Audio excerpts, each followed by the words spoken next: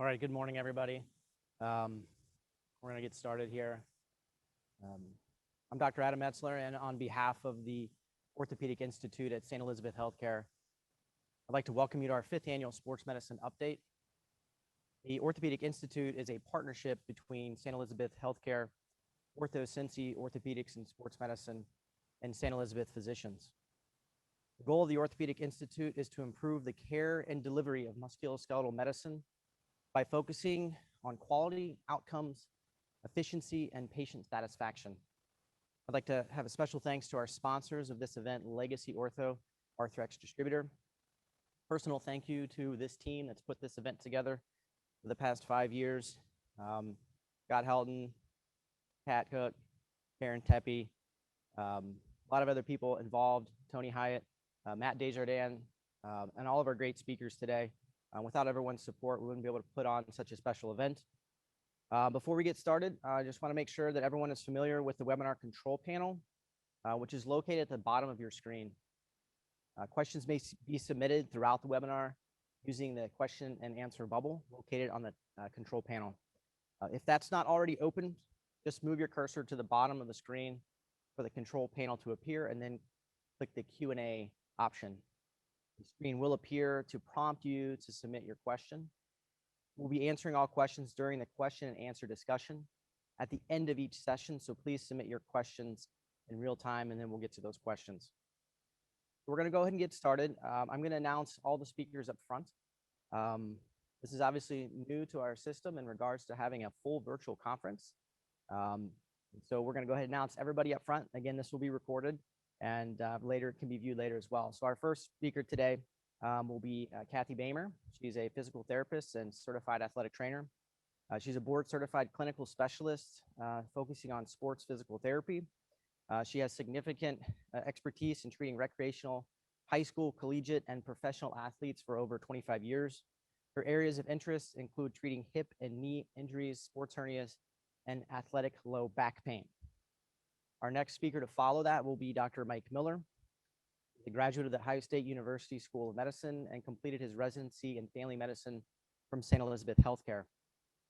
After finishing his sports medicine fellowship from the Cleveland Clinic in 1988, he returned in Northern Kentucky to help start the St. Eizabeth Healthcare Sports Medicine Center. I will be giving a talk on cartilage procedures myself. I'm a native of Fairfield, Ohio, married with 3 wonderful children. I attended the University of Cincinnati for 13 years of my life, including undergrad, med school, and residency, and completed a sports medicine, minimally invasive shoulder and knee fellowship at the University of Kentucky. Dr. James Hahn will be the last speaker for the morning session. He received his bachelor's degree in biology from Lawrence University in Appleton, Wisconsin, where he played football and ran track. He completed his medical degree at the Medical College of Wisconsin, and then a pediatric residency at Children's Hospital of Wisconsin, a primary care sports medicine fellowship at Cincinnati Children's Hospital and the University of Cincinnati. Dr. Hahn, standing area. We'll go ahead and start our session with Kathy Boehmer, Dr. Kathy Boehmer, and we will get started here in just a second.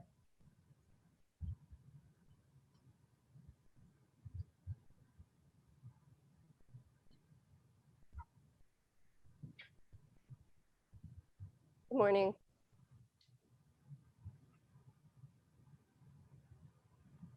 Good morning. I'm going to be talking to you about ACL injury prevention program and research update. I'm going to start today with some of the statistics for ACL injuries. There are approximately 250,000 ACL reconstructions each year in the United States. 50% of these ACL injuries are in the 15 to 25-year-old age group. 70 to 80% of these injuries are non-contact, and female athletes are 5 to 7 times more likely to experience knee or lower extremity injuries than their male athlete counterparts. So high school female athletes have a 1 in 100 chance of tearing an ACL. Female college athletes have a 1 in 10 chance of tearing their ACL during their collegiate career. And patients who have a primary ACL tear are twice as likely to tear the contralateral ACL. And the highest incidence of ACL tears occurs in soccer, volleyball, football, basketball, but they're evident in every sport. This athlete in the picture here is actually one of my Notre Dame Academy basketball players. It's from 2007. There were only 2.2 seconds left in the game. All she had to do was dribble out and run the clock out and pivoted wrong, and you can see her left knee is actually tearing the ACL. So some research, Tuchik and others reviewed a total of 27,231 participants, and out of those participants, 347 sustained an ACL injury. The research showed that the participants who participated in a injury prevention program decreased the risk from tearing their ACL from 1 in 54 to 1 in 111.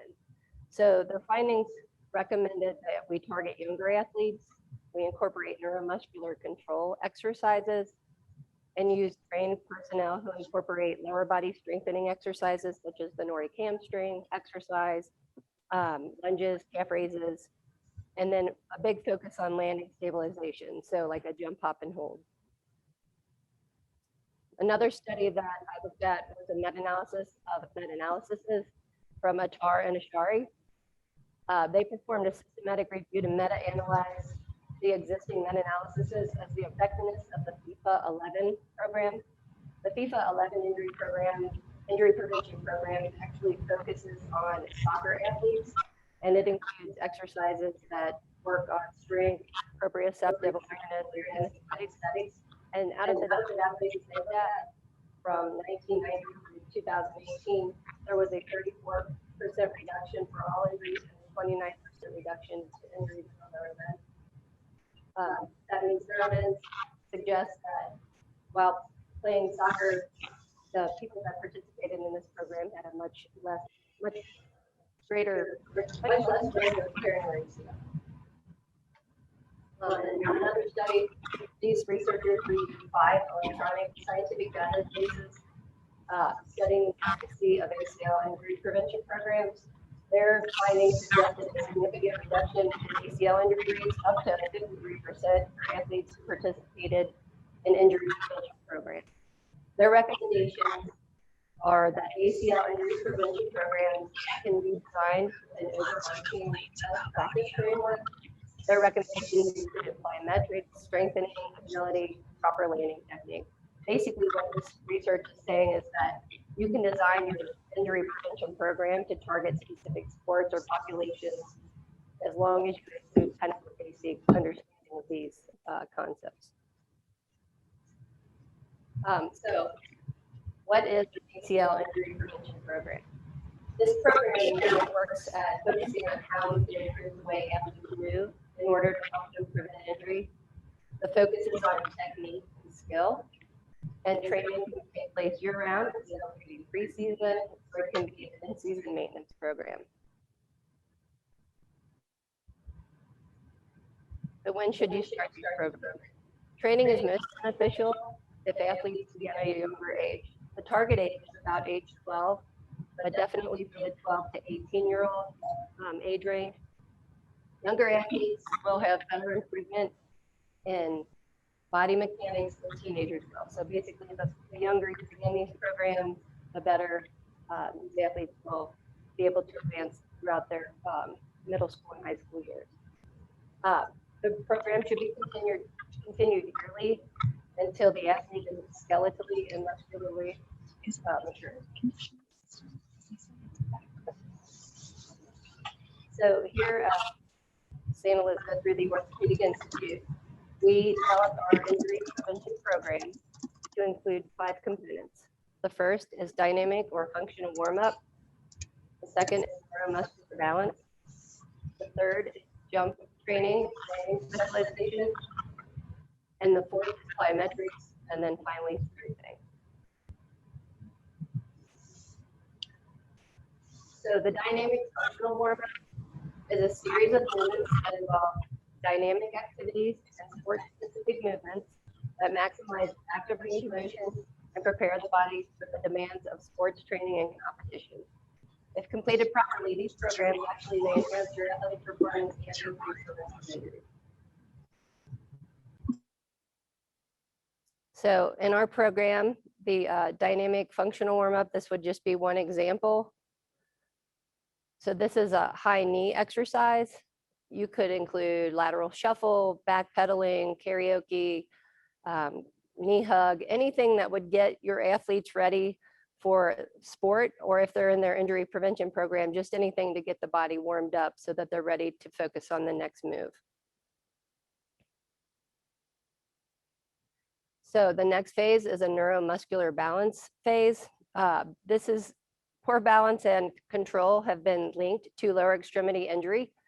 Neuromuscular balance exercises involve multiple joints and muscle groups performed in functional weight-bearing positions, and they activate the nervous system to challenge your body. The emphasis should be on the quality and the efficiency of the movement, as well as the alignment of the trunk and lower limbs.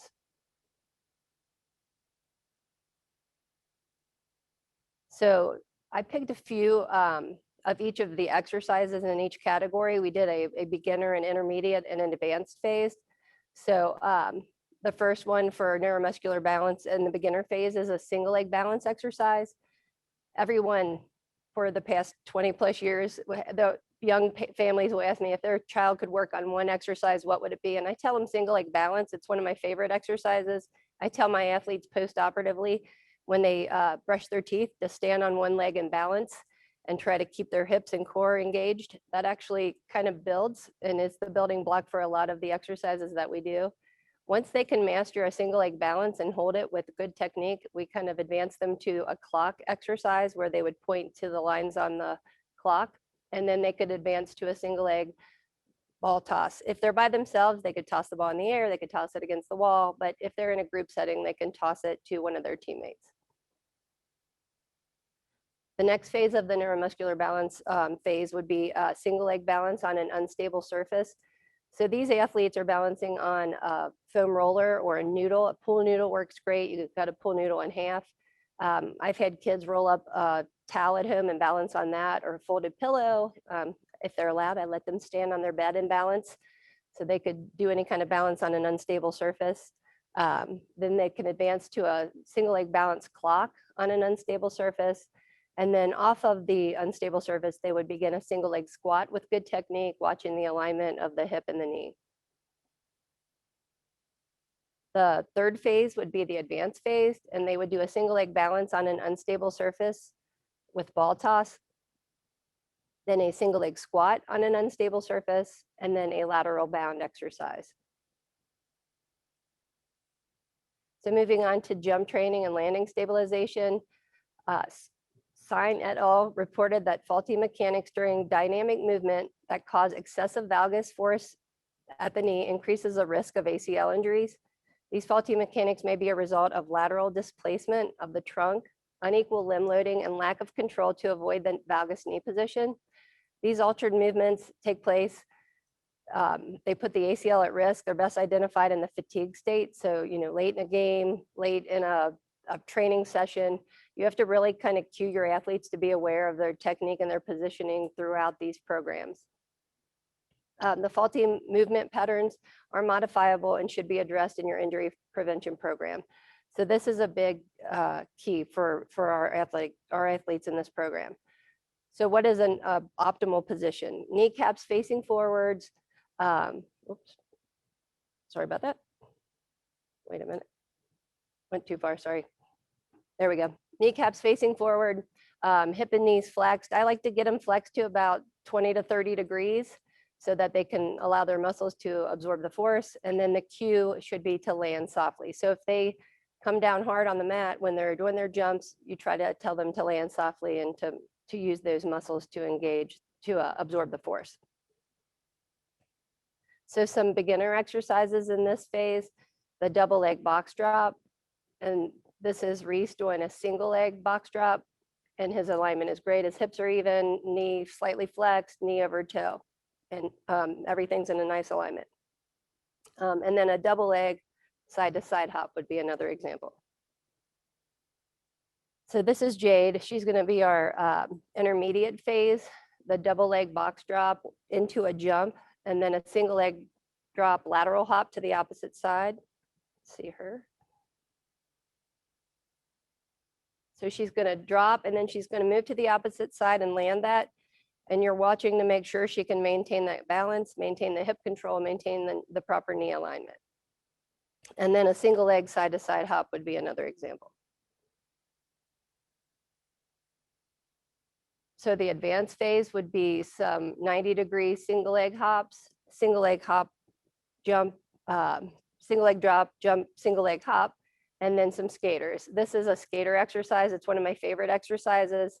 Being able to maintain that hip control, core control, and trying to avoid the knee valgus in a skater exercise is one of the most beneficial for most athletes that we work with. The next phase of the ACL program, ACL injury prevention program, is plyometrics. So plyometric exercises are powerful aerobic exercises used to increase your speed, endurance, and strength. They require you to exert your muscles to the maximum potential in short amount of time. So they're very good at building strength and power for your athletic activity, and they challenge your nervous system.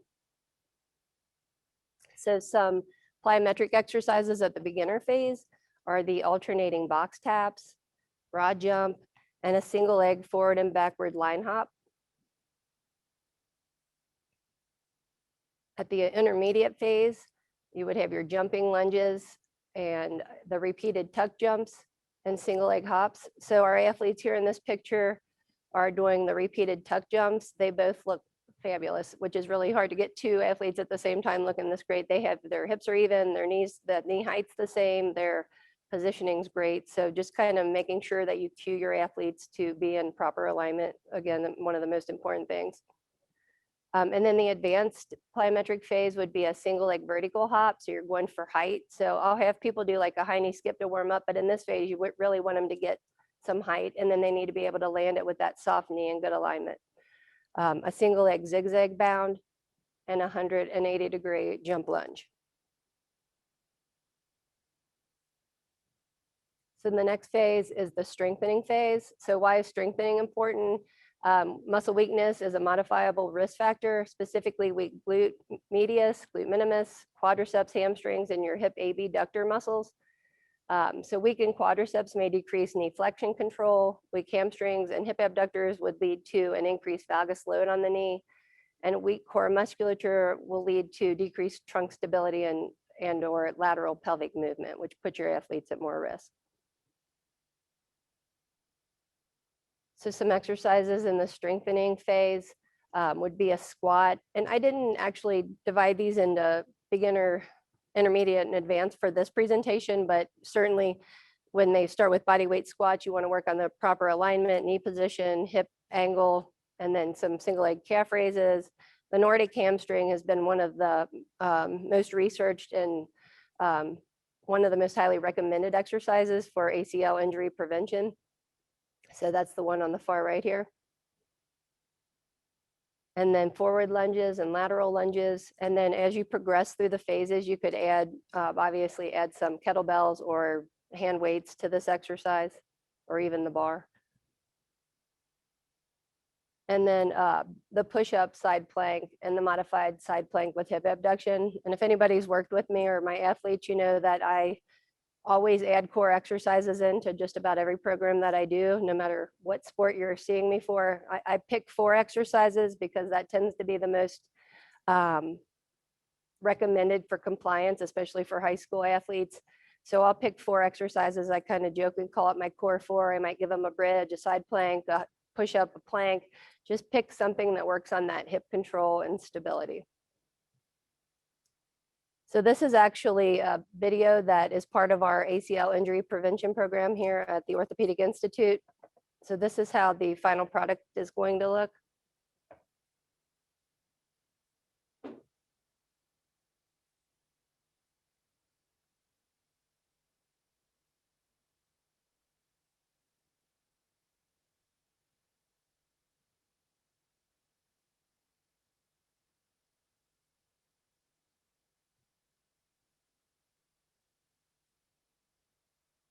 So our athletes are going to be able to use this they will be able to have a PDF format. They'll be able to have videos. They'll be able to download it to a home computer, iPad, or to their phone to be able to go through this, recommended 2 to 3 times a week for 6 weeks preseason, and then at least once or twice weekly during their in season.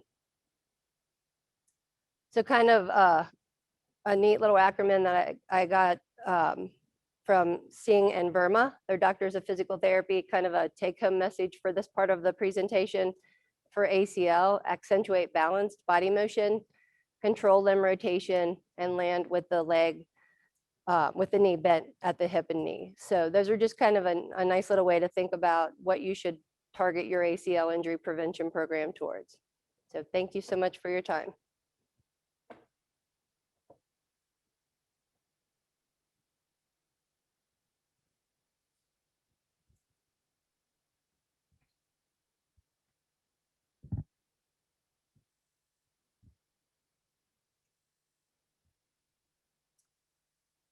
Well, good morning.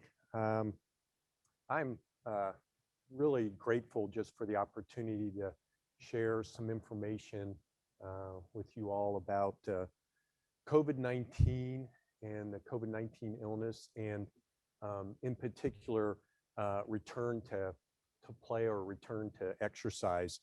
I think many of you are probably well aware, it's actually been a tremendous challenge to get our young athletes back in action. And, you know, if you think about it, using a face mask, physical distancing, hand and good hygiene, those are very difficult things to integrate into team sports. So it's really been a challenge. It's taken quite a bit of creativity and patience on the part of many people. And I think we've been coordinating this very well, and I'm pretty excited about what we've done up to this point to just get these athletes back in action. Interestingly, what has been the greatest challenge in our return to play guidelines has been this concern about possible myocarditis. And so that's really what I'm going to focus on in my discussion this morning is return to play, the KHSA guidelines, and all of that centered around this concern about myocarditis. My goal is really to try to make this as practical and useful as I can. I know there's been a lot of concern and lack of clarity in this topic, and so I hope maybe just to bring a little bit of just practicality and usefulness for all of you guys as you kind of approach this. You know, I thought it might be helpful just to start with just a brief COVID pandemic timeline. It's hard to believe that it's been over a year since that first case was identified in Wuhan, China, and it didn't take long. By the third week in January, we had our first reported case in US, and not long after that, on February 6th, unfortunately, we had our first death reported in this country. And today, or as of yesterday, we've had over 27 million confirmed cases of COVID in the United States. And unfortunately, we're now over 475,000 deaths. And so this has been a devastating pandemic and something that I think has really affected all of us in some way, shape, or form. If you look specifically at how this pandemic has affected the world of sports, really it's probably the most significant disruption that we have had in sports since World War II. And it really takes quite a bit to cancel a Summer Olympics and have it rescheduled. In March of last year, the NCAA actually canceled March Madness. And my insight from what I've heard is that that decision alone was about a $700 million decision when they made a decision to cancel March Madness. If you look a little bit more locally at the state of Kentucky, third week of April, the KHSA made the decision to go ahead and cancel spring sports. And it wasn't until the end of August that they permitted fall sports to begin practicing again. And as you know, it's been an on and off kind of start and stop process ever since then. Now, we have actually been concerned about myocarditis since early in the pandemic. As many of you know, there's lots of potential etiologies for myocarditis, but in fact, in our young athletes, the #1 cause of myocarditis will be viral myocarditis. And we believe that the virus probably has a direct effect on the myocytes. It can cause lysis and maybe even necrosis of the cells. And unfortunately, this could lead to scarring, which can then lead to arrhythmias and unfortunately sudden cardiac death. And so this, in fact, is our concern. This is where all of our fear has come from. And historically, myocarditis has been the 3rd leading cause of sudden cardiac death among high school and college athletes. And so even before the pandemic, myocarditis, anywhere from 7 to 20% accounted for the sudden cardiac death in our young athletes. So this has brought quite a bit of concern. What I thought I would do, just real briefly, is just outline, kind of go through some key pieces of literature that just kind of show the journey that we've been on with this concern about myocarditis, how we got to where we are today. Early in the pandemic, most of our data was inpatient data. And so this representative study that I put here, it was actually from Wuhan, China itself. They looked at 460 inpatients and noted that almost 20% of them had some type of myocardial involvement. And this was primarily based on HS troponin elevations. But if you think about it, most of these are very ill. These were all inpatients. They were very elderly, and a lot of them had multiple medical conditions, a lot of comorbidities. So taking this information and trying to figure out how to apply it to young athletes was a big leap. It was a big challenge. And even to this day, we're still struggling a little bit with trying to figure out what this all means with regard to our young athletes. Now, if we move a little bit more towards the middle of the pandemic, some groups started to do some small observational cardiac MRI studies. And this study was probably one of the most pivotal. In fact, it was this Ohio State study that really shut the Big Ten down, at least initially, when they canceled their college football season. They looked at 26 COVID positive student athletes, and 4 of them, 15%, had cardiac MRI findings suggestive of myocarditis, and another 8 or 30% had some late gadolinium enhancement on their cardiac MRIs. And so this LGE, this late gadolinium enhancement that we see on MRIs, it really at least suggests the potential for myocardial scarring or scar tissue. And so these numbers were quite alarming, and it really got our attention and really kind of turned the world upside down a little bit with regard to our return to play. Now, of course, our challenge with this has been early in the pandemic, there was not good study design, there wasn't control groups. We don't have good normative cardiac MRI data in these young athletes. And so, quite honestly, what we have struggled with is what to do with what we find on the MRI. It's been a little bit difficult to figure out, is the finding something pathologic or is it physiologic? Is it a normal adaptive change that we sometimes see in these cardiac or in these hearts of these young conditioned athletes? And so the numbers were alarming, but trying to figure out exactly what to do with the findings and how to interpret it clinically really has been a challenge. And so moving forward and bringing us kind of up to date, there's been some more recent literature, this study was done in Wisconsin, University of Wisconsin. They looked at 145 COVID positive athletes, and only 2 or 1.4% had findings consistent with myocarditis. And so what's happening is we're getting a little bit better study designs. We're starting to incorporate some control groups, and maybe most importantly is there's better consensus now on these cardiac MRI criteria.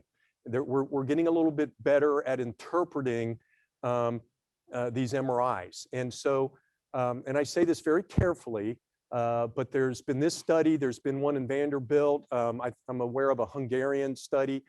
And what we have right now is a cautious optimism. Got to be careful with that, a cautious optimism that maybe this virus is not going to be as toxic to the myocardium as maybe we once thought. So moving forward, we still are being very conservative with our guidelines. The jury is still out, but there is some hope that maybe this isn't going to be as common as we once thought. And in fact, if you think about it, we are not really seeing a big surge of myocarditis related deaths. There's been some high profile athletes that have had myocarditis, and that certainly has gotten everybody's attention. So let's go ahead and dive into these guidelines. And I want to just begin with some really important preliminary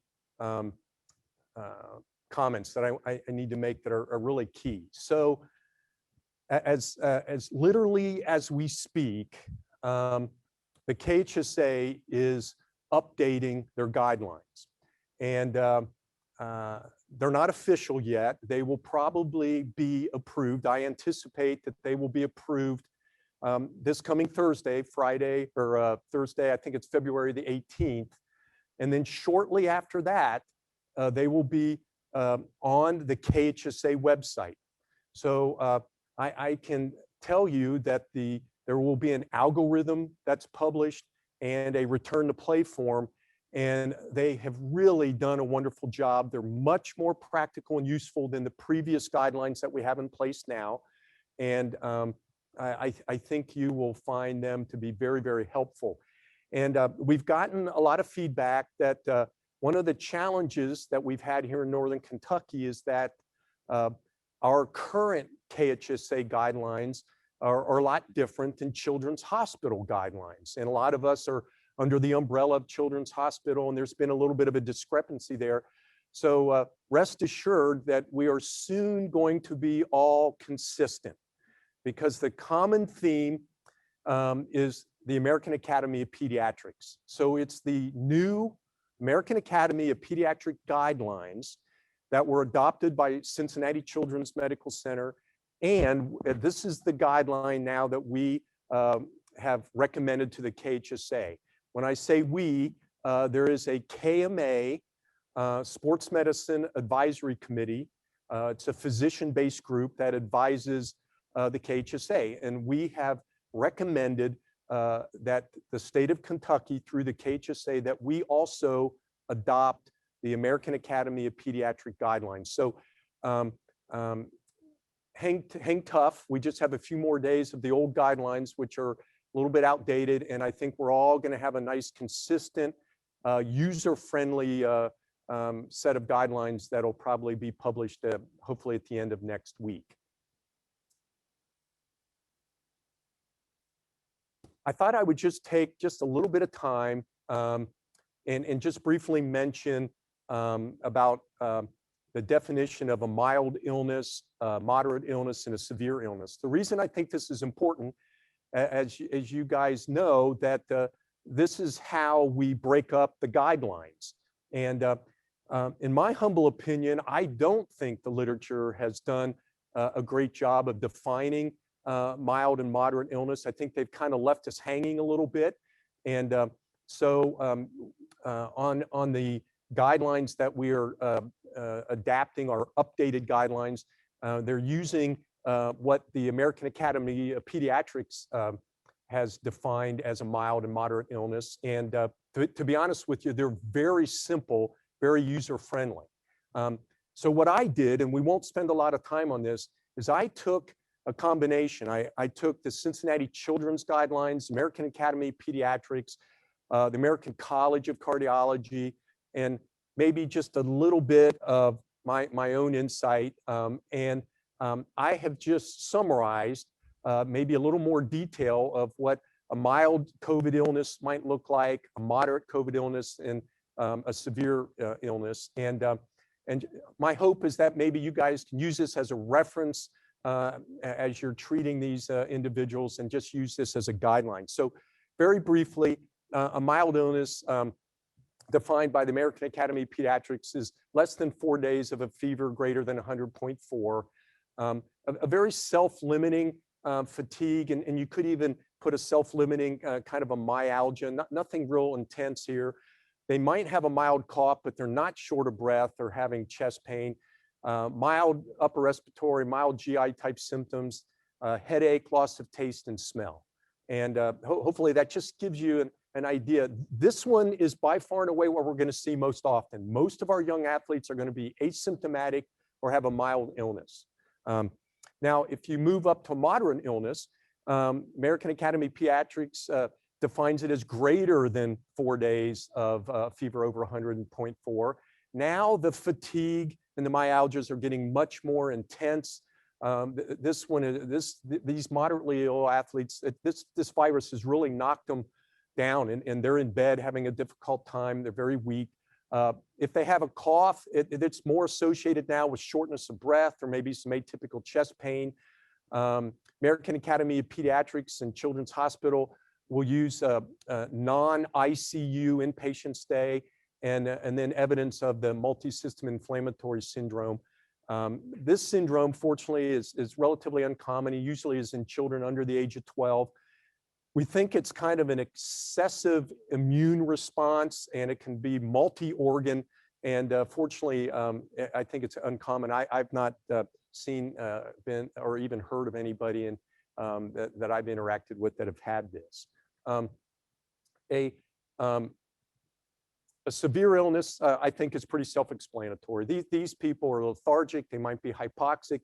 This is the individual that's going to be in the hospital. They may be even intubated, and they might have the multisystem inflammatory syndrome. These people are very, very ill, and they will always have cardiologists on board, and they will be intricately involved in all of the follow-up care and return to play guidelines. Okay, let's dive in to the guidelines specifically. The asymptomatic athletes and the mildly ill athletes are going to be lumped together. And what we require, this is a mandate. It's from the CDC. It's from the local health department. Everybody that tests positive will rest and isolate for 10 days. Now, the isolation is obviously to help prevent and mitigate the spread. But we do recommend that during their 10-day isolation that they rest from exercise. Exercise can just exacerbate the viral illness, and unfortunately, if they are developing involvement of the myocardium, intense exercise, this is what's going to enhance the risk of an arrhythmia. So 10 days of isolation, 10 days of rest.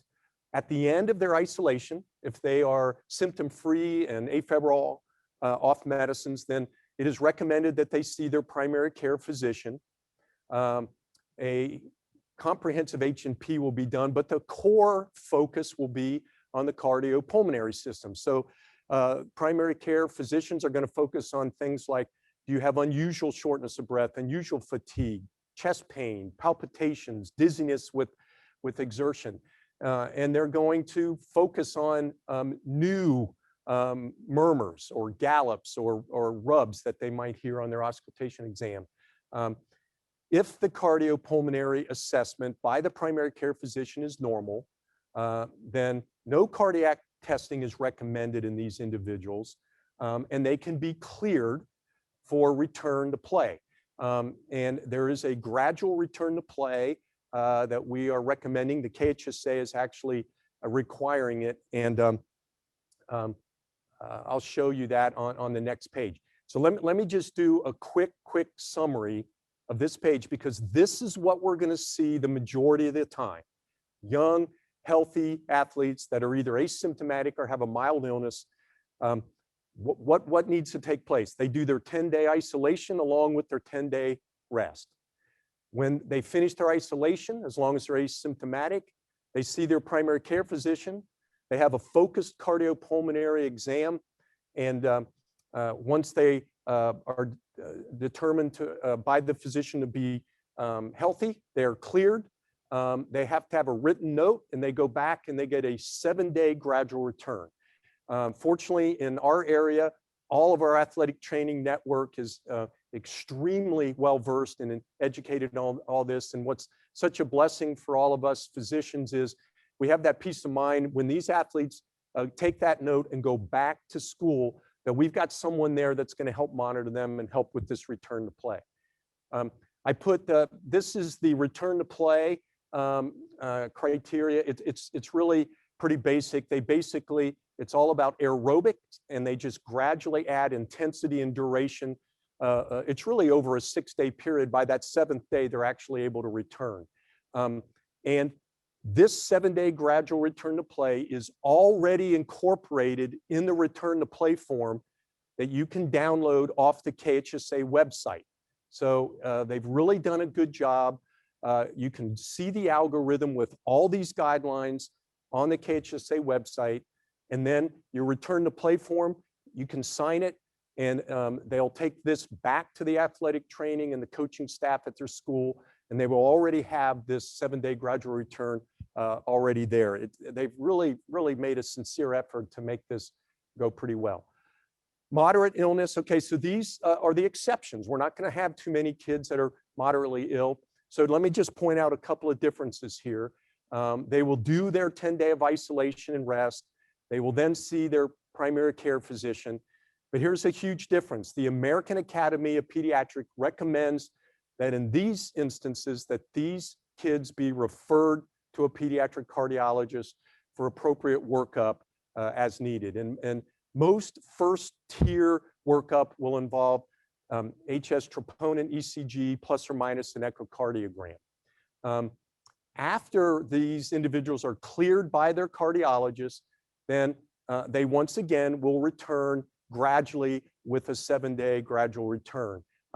One other difference here with these moderately ill COVID athletes is we also want to see them be symptom-free for 10 days. I personally think that this will just automatically happen because there's a little bit more delay in their return because they are having to see a cardiologist. There'll be a little delay, and most of these athletes are going to be symptom-free for at least 10 days. But I wanted to point out that that's a difference between the mildly ill athletes is we want them to have a little bit longer period of symptom-free period. Again, it's all for this concern about myocarditis. The severe, pretty straightforward. These are going to already have cardiologists on board. They will have extensive testing. They will typically rest for 3 to 6 months, depending on how much myocardial involvement they have. They will have to be cleared by a pediatric cardiologist, and then their gradual return will probably be extended. It'll take them a lot longer than 7 days to gradually return.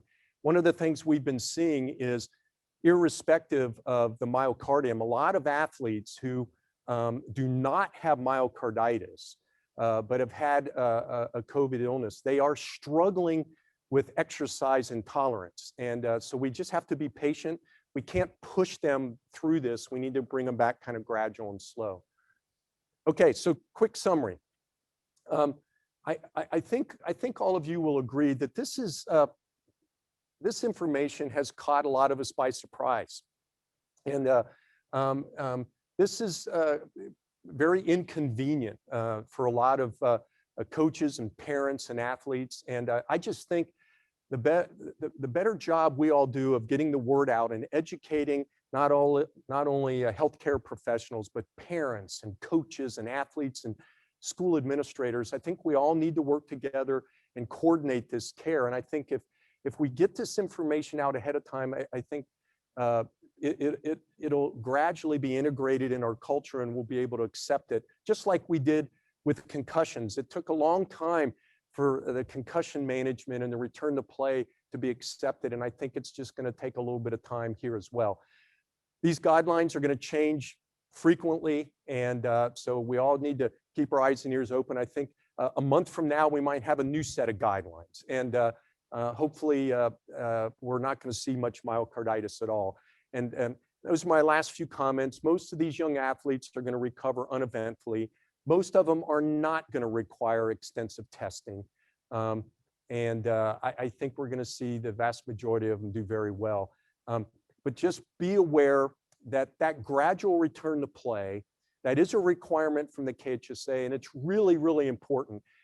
Some of these individuals have actually gotten through cardiac testing and done very well. Their HS troponin, their ECG, their echoes, everything looks good.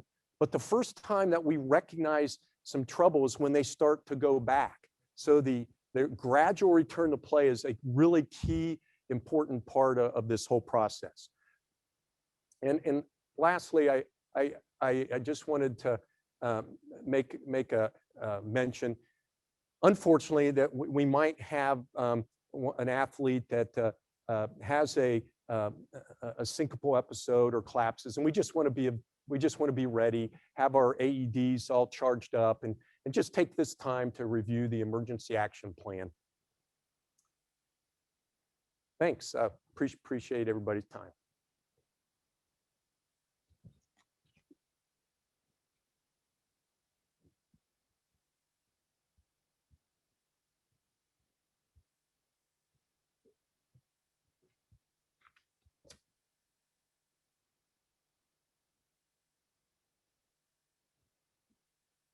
All right, good morning again. We're going to get started with the cartilage talk. Running just a little bit behind time. Everything, I know we had some audio issues early on. This should all be figured out, so thanks for being patient with us. We're going to try to talk about cartilage restoration and transplantation. If you've ever gone to an ICL talk at one of the academy meetings, this is an all-day event. We're going to do it in 20 minutes, okay? So hang with us here as we do a whirlwind of cartilage repair and transplantation. So the question to answer is, should I treat this lesion in this patient, meaning this defect? Is this defect or lesion symptomatic? How large of a defect should I address? How should I address it? And will my technique provide a durable repair? So these are the questions we have when we try to address cartilage defects. We're specifically talking about the knee today. So this is our kind of algorithm and how we progress through it. And I outline it here. I will go back and discuss this towards the end. But this is how we progress through it, and this is based on size of the defect and the demand of the patient, and depending upon those categories will dictate typically how we're going to treat these. Again, I'll go back and cover this. This is a kind of a preemptive strike on this pathway.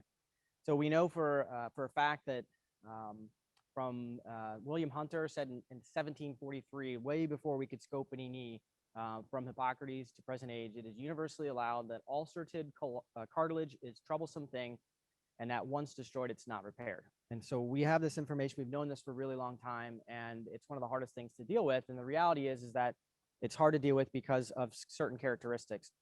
So hyaline cartilage is 80% of total water. It's mostly type 2 collagen. It's made up of proteoglycans, and then it has different layers to it. So it has these different layers have different oxygen concentration and different chondrocyte activity that change based on patient's age. And usually as we get above 13 to 14, those chondrocytes go into senescence. Essentially, they go to sleep and really don't have much of a capability to heal themselves. So what are the causes of cartilage injury? There are obviously various different causes. Maybe from sports, from trauma, from juvenile osteochondritis dissecans lesions, iatrogenic. Prevalence, I mean, these are very common. Cartilage injuries occur frequently. Only 20 to 60% of knee arthroscopies reveal focal cartilage or osteochondral defects. The outer bridge classification and the ICRS classification is what is typically used. I'm going to just cover the outer bridge classification today. So stage 1 would be softening or blistering, which we can see on our diagram. Sorry, let me go back here. Partial thickness blistering type 2 or B. Full thickness fissuring is C, and then full thickness with exposed subchondral bone will be a grade 4 defect. And the way we kind of think about it is 25, 50, 75, and 100%, which is what the ICRS, International Cartilage Repair Society, talks about. So when we look at the outer bridge classification, we can see we have type 1, type 2, type 3, and then type 4. And again, if you really think about it in simplicity is 25 up to 100%. So stage 4 at the bottom right-hand picture shows that there's a probe in there showing you have exposed bone. We call it eburnation, and that is a full thickness chondral defect. The symptoms of an articular cartilage injury include potential swelling, catching, clicking, locking, instability, pain. Certainly this can cause significant disability in a relatively young patient, and this can have significant implications on employment, sports participation, activities of daily living. When we think of the sports conference, we think of young athletes, but the reality is that a lot of people can lose or have to change employment based on chondral injuries with the potential progression to obviously osteoarthritis. So going back to what we highlighted earlier is, so what's the problem? Why do we have this issue? You know, when you break a bone, the bone heals itself. It's rather unique, rather fascinating to watch that occur. But why doesn't cartilage really have this capability? Well, really because it's poorly vascularized, has minimal healing potential. Again, once you hit about 13 to 14 years of age, the chondrocytes don't lack, or they lack the ability to be able to regenerate and heal themselves. The nutrients are delivered via diffusion from the synovial fluid. So, you know, if you pull your muscle or strain your muscle, then there's a lot of blood supply around that to heal itself. And the same thing can be said for bone. Bone will turn over pretty rapidly and has the healing cells to be able to do that. The chondrocytes don't have that ability. They don't have a lot of, there's really minimal, if any, blood supply inside the joint, except for at a time of injury. Otherwise, it's bathed in synovial fluid. And it's low in oxygen content and low in essentially healing cells. And really, the adult chondrocytes, they don't have the ability to migrate or replicate to fill defects after the age of 12 to 14 years of age. Really, the only way for cartilage to have the ability to heal itself is if there's a disruption of the subchondral plate. So if you look at the picture to the left, we have a full thickness cartilage defect, but the subchondral plate is intact, or you have a partial flap. Unless you disrupt that subchondral plate on image F or to the right here, you're not going to produce or have the ability to produce marrow elements that have healing properties. So articular cartilage injury. So what happens in this situation is if we do disrupt the subchondral plate or the bone layer, then the repair is going to be mostly fibrocartilage or type 1 collagen. Fibrocartilage really doesn't have the ability to truly restore the ultrastructural anatomy or biomechanical properties of hyaline cartilage. It typically has poor wear characteristics and it lacks longevity. So when we talk about doing repairs in our athletes or anybody, they have to meet certain criteria. Otherwise, the data shows that we may not be effective at doing cartilage repair or transplantation. So these are significant consideration. Every one of these is important. So patient's age, their weight, the location of the lesion, the size, the previous surgeries, the depth of the defect, limb alignment, joint stability, previous injuries, patient demands, future surgeries. These are all important to understand when you're selecting appropriate candidates for surgical cartilage restoration type procedures. So in reality, the size does matter for these defects. So smaller defects, they're considered well shouldered. Kind of like a small pothole on the highway. You fly over it on your car, you don't even realize you went over it. The bigger it gets, the more you feel it in the car. Well, that's really the same principles here. So a bigger defect doesn't typically do well with other cartilage procedures, but smaller defects may not even be that symptomatic, which really dictates a lot of our treatment pathways. And so what are our aims? So our aims of cartilage restoration are to restore the joint function to the best of the ability, pain relief, maintain or return to higher level activities. Our ultimate goal is restoration of hyaline or hyaline-like cartilage to allow the joint to live on to the best of our ability. And if you look to the picture on your right of the screen, obviously this is a severely osteoarthritic knee, bone-on-bone collapse. And we hope and that we're trying to delay the progression of osteoarthritis by our cartilage restoration procedures. And in the midst of that time frame, also improving the patient's quality of life. So we're going to run through these as quick as we can. Again, our focus is going to be a 20-minute whirlwind here, but palliation. So that would be the treatment options. So what are we going to do? So we're going to go from potential just palliation. Maybe a patient just has some swelling and they have mechanical symptoms, but maybe they're not a good candidate for other types of procedures. Then a chondroplasty is simply a smoothing of the cartilage, maybe a benefit. A repair, we talk about drilling or microfracture and potentially microfracture augmentation. There is a substance called biocartilage that has a potential to help a microfracture in certain situations. But the ideal of a microfracture is to provide vent holes for smaller defects to allow for a fibrocartilage-like structure to develop. Then we go on to our restoration procedures, and we talk about ACI, which is now formerly known as MACI, which is matrix autologous chondrocyte implantation, which we'll cover heavily in a few minutes. The osteochondral autograft transfer, known as OATS procedure, and the osteochondral allograft, which is where we take cadaver tissue from somebody else with cartilage and bone.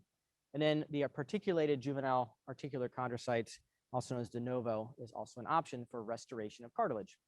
So microfracture has kind of been something that's been around for a long time. And again, the goal is to produce small microfracture pick holes within the subchondral bone, allowing for these bone marrow slash stem cells slash plasma to be able to come out from the bone and heal up the cartilage defect. Again, these are much better used, for smaller defects, not big defects, small defects. They can do actually fairly well. The larger the defect, the more poorly the patient will do. Osteochondral allograft transplantations, we take patient's own, osteochondral autograft. We take patient's tissue from their own body, but this is showing, the left-hand side shows a little bit easier to see, where we're going to take little plugs from areas that are in the low weight-bearing surface areas of the joint and plug them into other areas that are higher weight-bearing. These have good data overall, and there's some limitations where you can only take so much tissue. They do have decent outcomes and decent data behind them, but there are some donor site morbidity associated with taking cartilage and bone from somewhere else and plugging it into another area. Another option would be an osteochondral allograft, where we're taking cadaver bone and cartilage and plugging this in. And this has really good outcomes overall for patients, particularly that failed other procedures such as microfracture, maybe an OATS procedure, maybe a MACI procedure. And these have pretty good outcomes with a 75% success rate up to 10 years.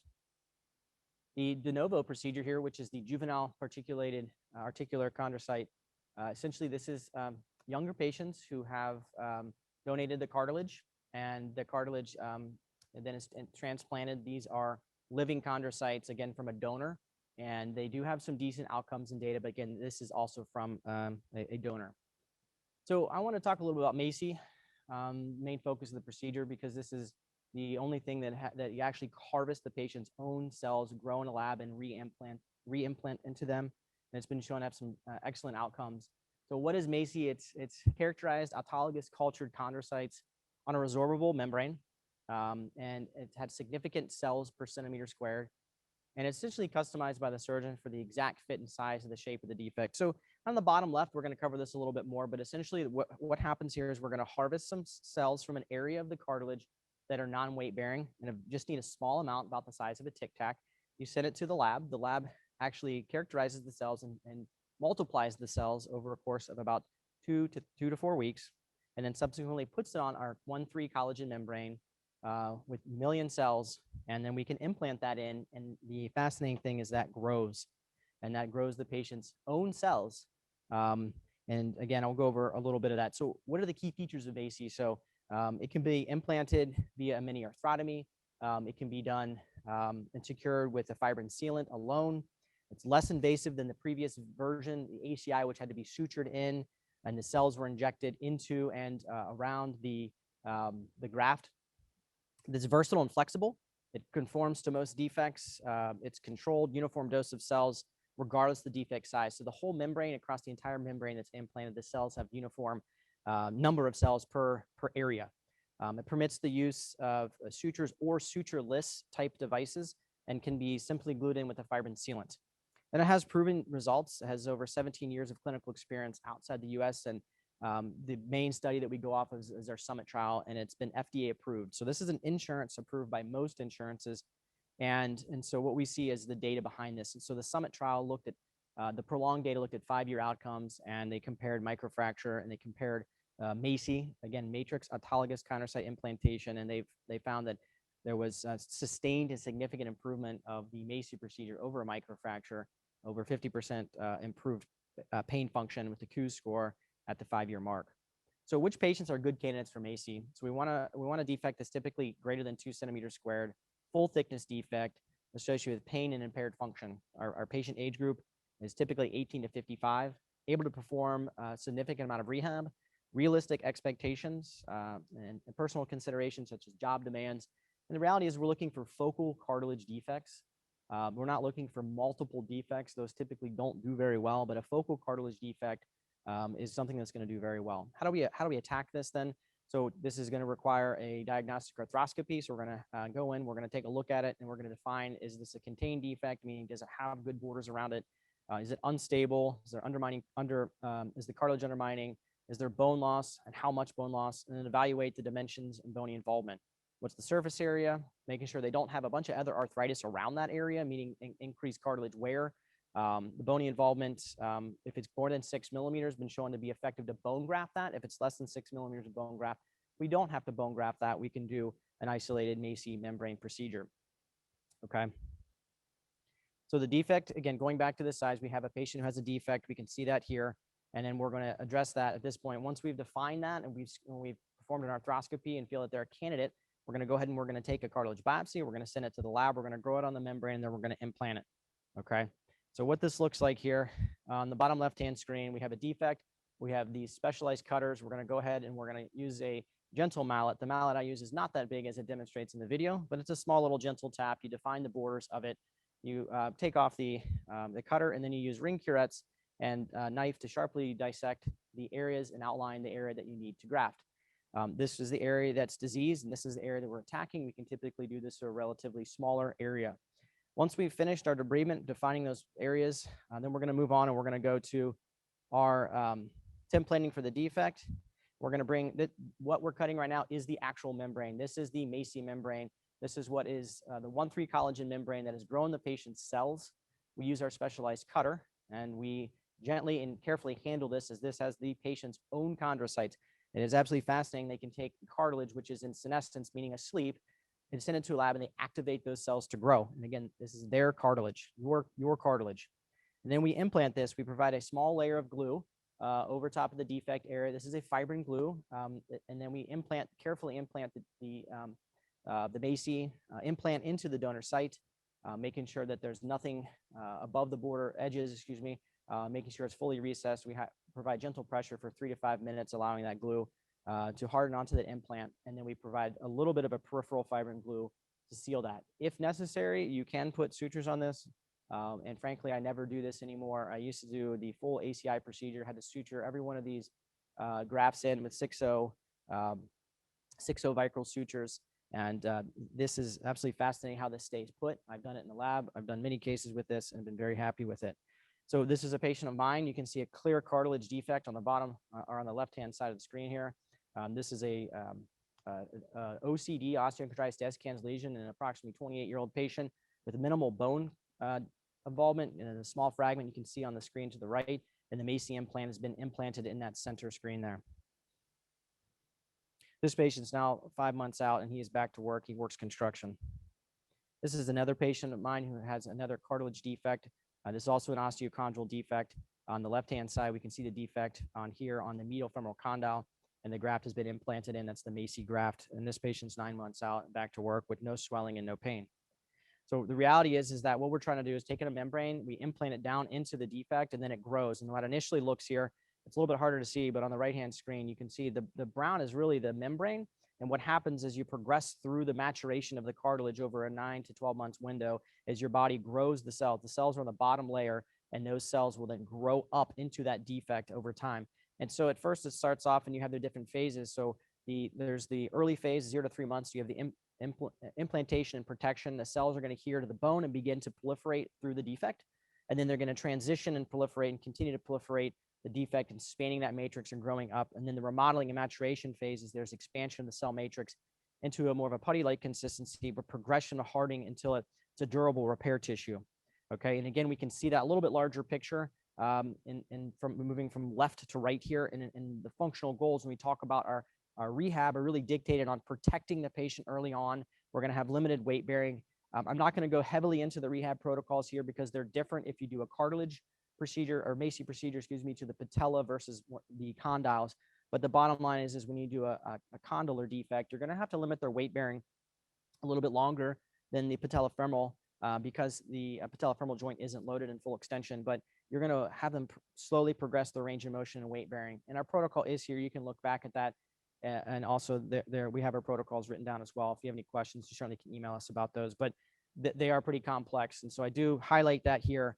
And so the reason why I'm a big proponent of MACI is when we go through the different options, it has a window, it has an opportunity, and each one of these has a unique use. And I think we should, if you're a cartilage restoration surgeon, you should be using all of these techniques to some degree, because each patient is a different, unique candidate. But so achondroplasty, so why MACI? Okay, let's just talk about each one. Chondroplasty is really temporary relief. It really doesn't do any restoration. It's more palliative. As we talked about, microfracture has its role still if used correctly for the appropriate size defects. And I don't use the large microfracture awls. We should be using the smaller microfracture awls without causing significant devastation to the subchondral plate. And again, there is some evidence that biocartilage, which is the addition of PRP with some acellular chondrocytes, can be a little bit more helpful in certain situations to help restore hyaline-like fiber cartilage. And so that is another option that can be added in with a microfracture. The Oates procedure, again, has good value for small defects. There can be significant donor site morbidity, and you can only take so much tissue. Gastrocondyle allograft is also a great procedure when used correctly. Bigger size defects, it's great for salvage procedures where if you've done a MACI and they failed that MACI procedure or they failed a microfracture procedure, then an osteochondral allograft can be a great choice. So MACI does have good data. It's been used for 20 years. It does have significant improvement in patient-reported outcomes. It's the third generation, so we're on to the stage now where the cells are growing on the membrane directly instead of being injected into, making the procedure definitely simpler, easier. It is covered by most insurance plans, but not all insurance plans. And the reason being is it's showing good efficacy. So when we go back to our original slide back at the beginning, we really have to think about our paradigm and how we walk through that algorithm. You know, smaller defects, lower demand, maybe we just clean them up. Maybe they're having mechanical symptoms, we'll do a chondroplasty. If we have a higher demand patient that has a small defect, microfracture plus or minus biocartilage or an Oates procedure can be a successful procedure. If you start getting in the 2 to 10 centimeter range and they're higher demand, we start thinking about the MACI procedure. This is a good procedure, has good data behind it. Again, lower demand patients may be a different treatment algorithm. And greater than 10 centimeters in size, generally we're going to hold off on doing a MACI type procedure. Maybe we can do a larger osteochondral allograft or a condylar osteochondral allograft or potentially a partial knee replacement in that situation. But pending we meet these criteria, there's different pathways, and that's the focus of this. This has been one of the slides that stuck with me for years, and it's a really good way to practice in your office.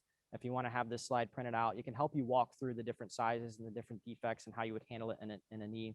But overall, that's it for our cartilage talk, and we'll be on to Dr. James Hahn. Thank you so much for your time.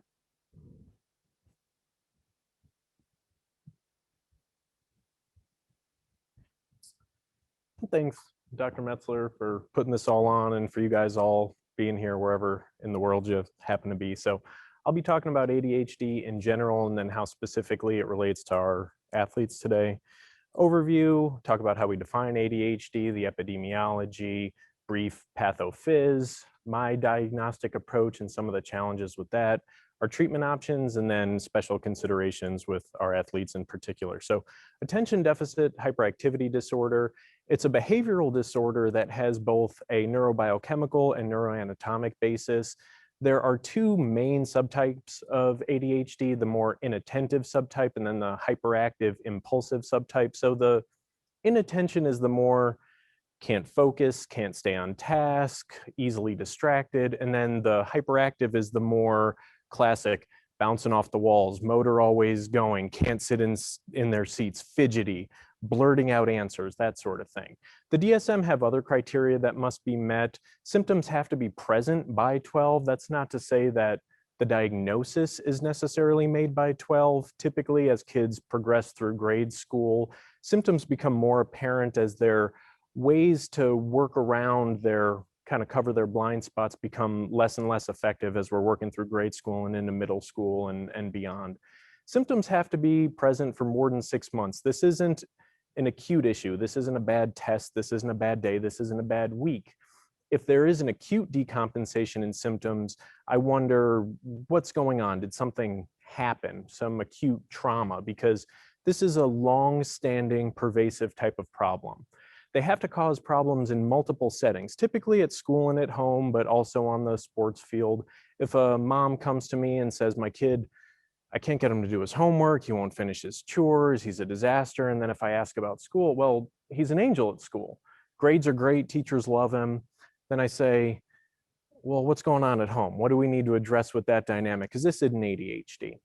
The symptoms need to be excessive for development and age. I'll have parents come to me with concerns, and it's my job as a pediatrician to tease apart what's normal development versus what's far end of the bell curve. That it's not uncommon for me to have patients come in 2-3 years old and parents are worried about ADHD, where you might just have a rambunctious toddler.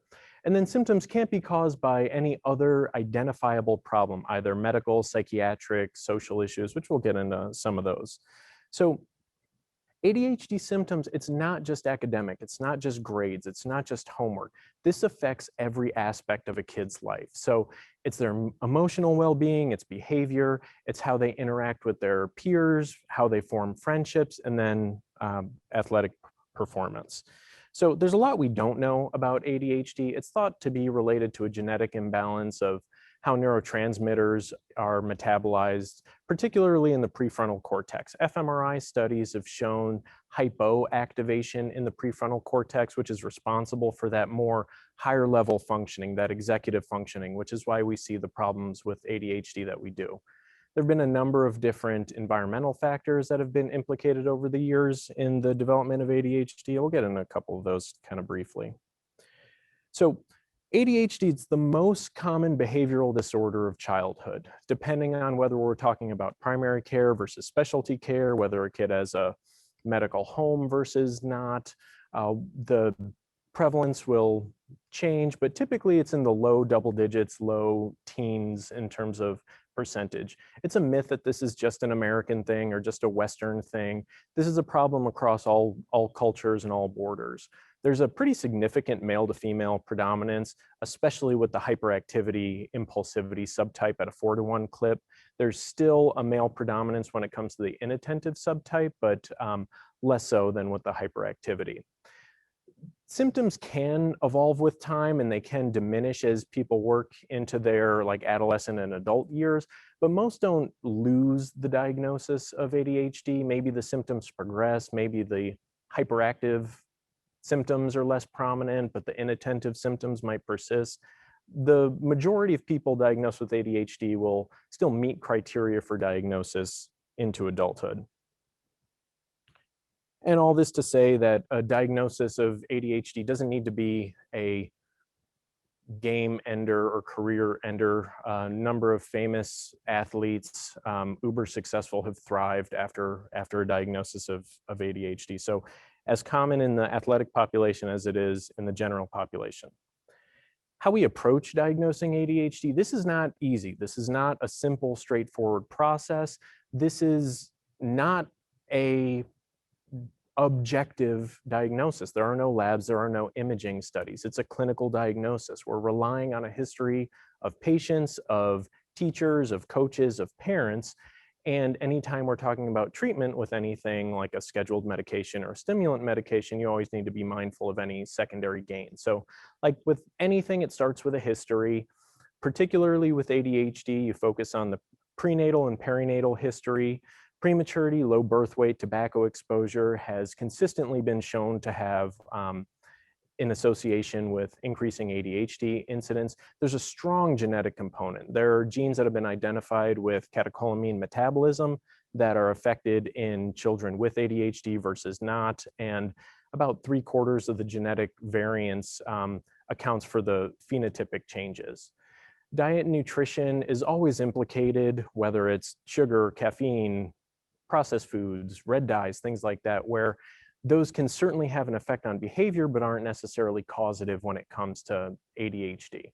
You always got to be mindful, like I said, of temporal relationships with stressors or life events. At my primary care office in Dearborn County, we have a lot of foster care, adopted care, and that a lot of their symptoms that might seem like ADHD are more tied into the trauma, and we need to address that.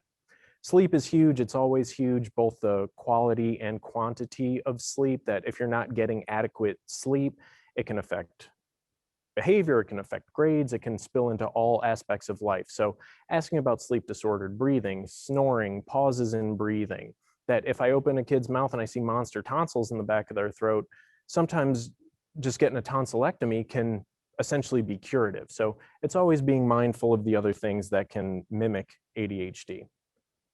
There are a number of different standardized scoring charts. This is from a Vanderbilt form, which is one of the more common ones. It's what I use most typically. And this screens for both ADHD and then other kind of mimic. So for this, the often or very often, the 2s and the 3s are essentially what we would consider a positive screen. The first part is looking at the more inattentive symptoms. So a score of 6 or more in that first 9 questions would be considered a positive for the inattentive screen. And then similarly, 6 of 9 of the next questions would be considered a positive screen for the hyperactive symptoms.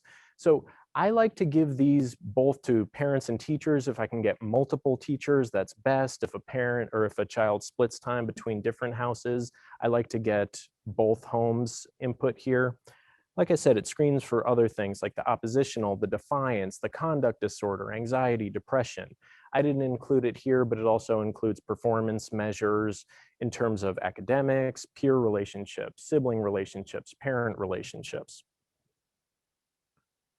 Again, whenever we're talking about treating something with stimulant medication, you need to be mindful of what's motivating this, that these are performance enhancing drugs, both academically and athletically. You go to any university during finals week and you're going to find stimulants getting diverted. It's also an issue too with body image, and that people can use the stimulant medicines for weight loss, appetite suppression, that sort of thing. So any family that I'm even considering using stimulant medication to treat ADHD, I have them agree to a contract of random pill counts, random drug testing, things like that. So in terms of treatment options, there's the non-medication side of things, and then there's the medication side of things. And then within the medication side, there are the stimulants and the non-stimulants.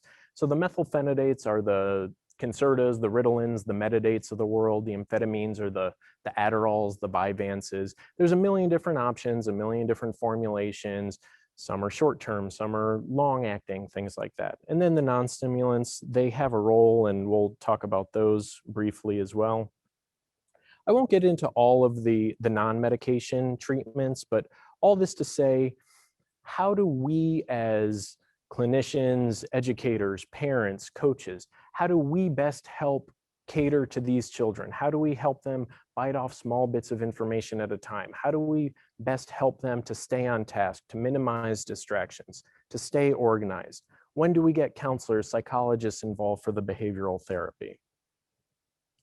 And it wouldn't be a sports conference without at least mentioning exercise as medicine. That sports can provide that inherent structure that kids with ADHD can thrive in, but within that structure gives them the freedom and an outlet to move, to burn off energy, to use their creativity. And exercise long-term has shown improvement in really all aspects of ADHD, from academically, socially, and then with sports. So the big kahuna is stimulant medication. They're the most well-known, they're the most well-studied because they work the best. They consistently and reproducibly help kids with ADHD. The methylphenidates and amphetamines, they work by blocking the reuptake of norepi and dopamine, increasing the availability in the synapse. And when you look at fMRI studies, kids with ADHD that are treated with stimulant medicine have an improved activation in the prefrontal cortex. So with that, we see consistent improvement in those areas of ADHD. In terms of benefits to athletes, it helps them focus, it helps them to stay on task, both on field and off the field, in the film room, that it makes them better students of the game, helps them to become more coachable. And then the things that everybody knows, the increased energy, the decreased fatigue, improved pain tolerance, improved strength metrics. So what's not to like? All sorts of stuff, in fact. A ton of side effects that we see with stimulants. So the GI side effects are probably the most common with GI upset, appetite suppression, or weight loss. It's a CNS stimulant, so we expect to see CNS issues, sleep problems, which we can get into some of those. Some of the other ones we're going to talk more specifically about. Just a brief note on the bone health, that stimulants can decrease bone mineral density, but the jury's out when it comes to whether that ends up leading towards increased fracture risk. Because if a kid that's appropriately treated with stimulants, they're better able to anticipate, they're better able to avoid higher impact issues. If I have better reaction time, better balance, better coordination. So jury's still out. The main contraindication to using stimulants are the cardiovascular issues. If a child has hypertension or structural cardiovascular disease, I'll either avoid stimulants altogether or I'll get cardiology involved prior to the initiation. Like I said, there are the non-stimulants. They just don't tend to work as well. So unless I have a good reason not to treat with a stimulant from either prior failure, med side effect, a family or personal history of drug abuse, I'm going to tend to stay with what works best. Sometimes you can use some of these in conjunction to the stimulant medication, particularly the alpha-2 agonists that you can use and exploit the side effect of the sleepiness, drowsiness to help counteract the issues with the stimulants in terms of messing with sleep.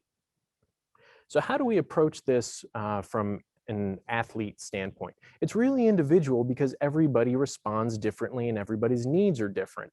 That a kid that has a predominant inattention ADHD might be able to get away with using medication episodically or only on school days or only with athletic events, where the more hyperactive motor always running type might tend to need it every day. But again, it's an individual consideration. How we initiate these medications, typically you want to do it in a low stress environment, either a weekend, off-season conditioning, captain's practices, rather than a true like high octane type of environment, because you want to know how someone's going to respond. That predictably kids will more often be able to focus their aggression rather than having that blunted flat affect that you can see with kids. But again, everybody's different, everyone responds differently. I had an athlete that said he didn't like to use his medication during games because he was more unpredictable and more wily when he didn't take his medicine, and he saw that as a benefit.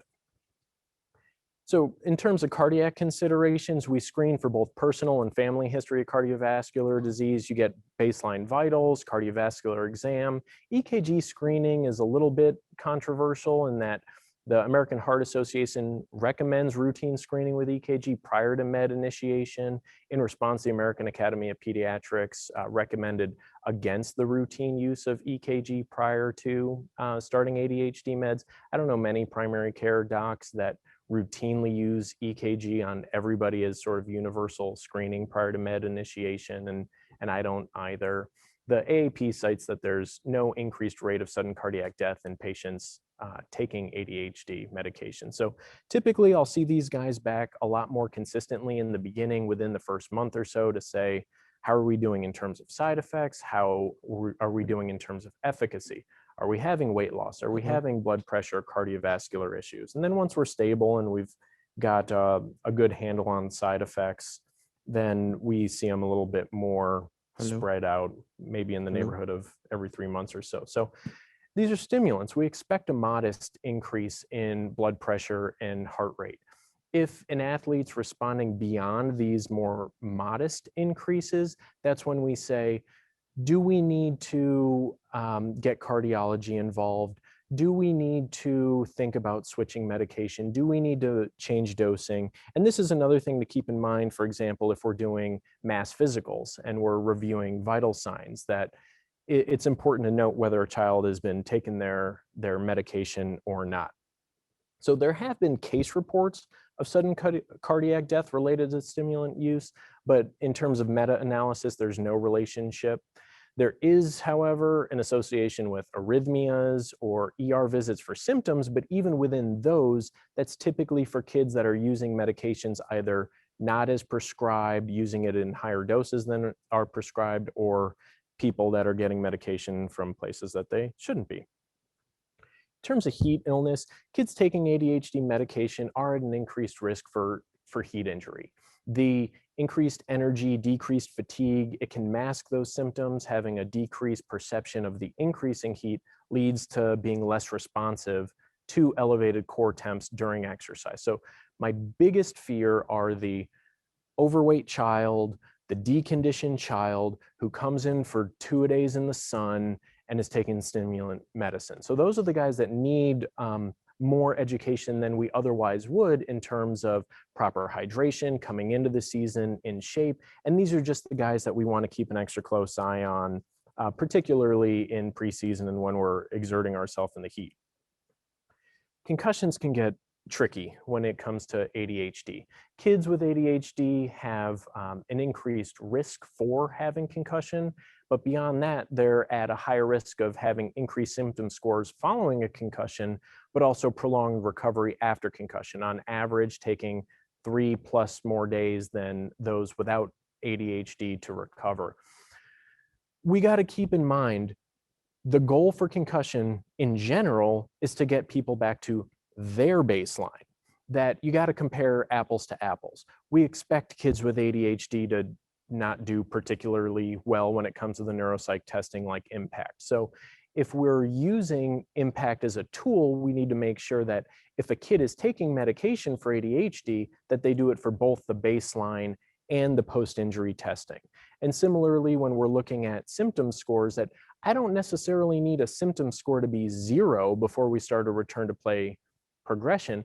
I need a symptom score to be consistent with what their baseline is, with what that athlete's baseline is, because to expect a child with ADHD to have normative values on either symptom scores or the neuropsych testing isn't realistic in my experience. And then I'm running out of time here, but briefly, we just need to be mindful. These are performance enhancing drugs. These are banned substances that we need to be cautious with how we document. We need to be on top of things in terms of, particularly for our NCAA athletes, making sure that our documentation is current. The NCAA wishes for us to consider non-stimulant medicine first, but recognizes that the efficacy just isn't there. So it isn't necessarily, you don't need to fail a non-stimulant to try a stimulant. But again, keep in mind there are therapeutic use exemptions for stimulant medications, just not in competition. And with that, my time is up. Thanks, guys.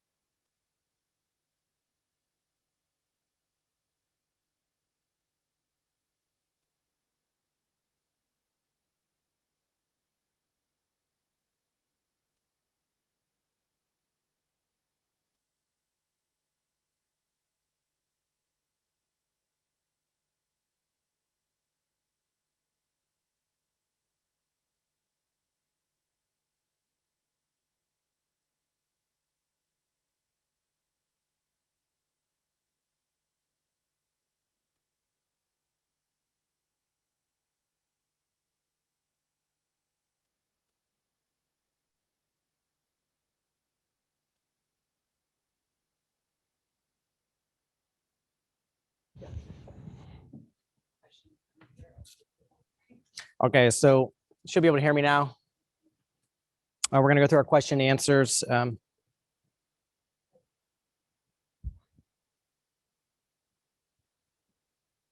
Looks like we're on my end here. We good? Okay. So we've got some questions to come in. Thanks for, again, being patient. Overall, looks like our technical issues are pretty minimal. We did a great job from our technical team today. We've got a bunch of questions that are coming in. So, and if there's more for this panel, please, you can still submit them and we'll go through them one by one here. So we've got a question for Dr. Mike Miller. Will the new KHSA COVID guidelines require schools to have a written return to play note from a physician, much like concussion?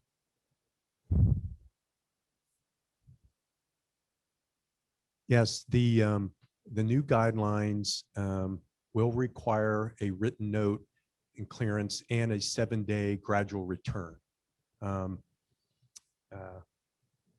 The trick that we've had, the challenge that we've had with these guidelines, and it's been caused tremendous debate and tremendous discussion, is what's required and what's recommended.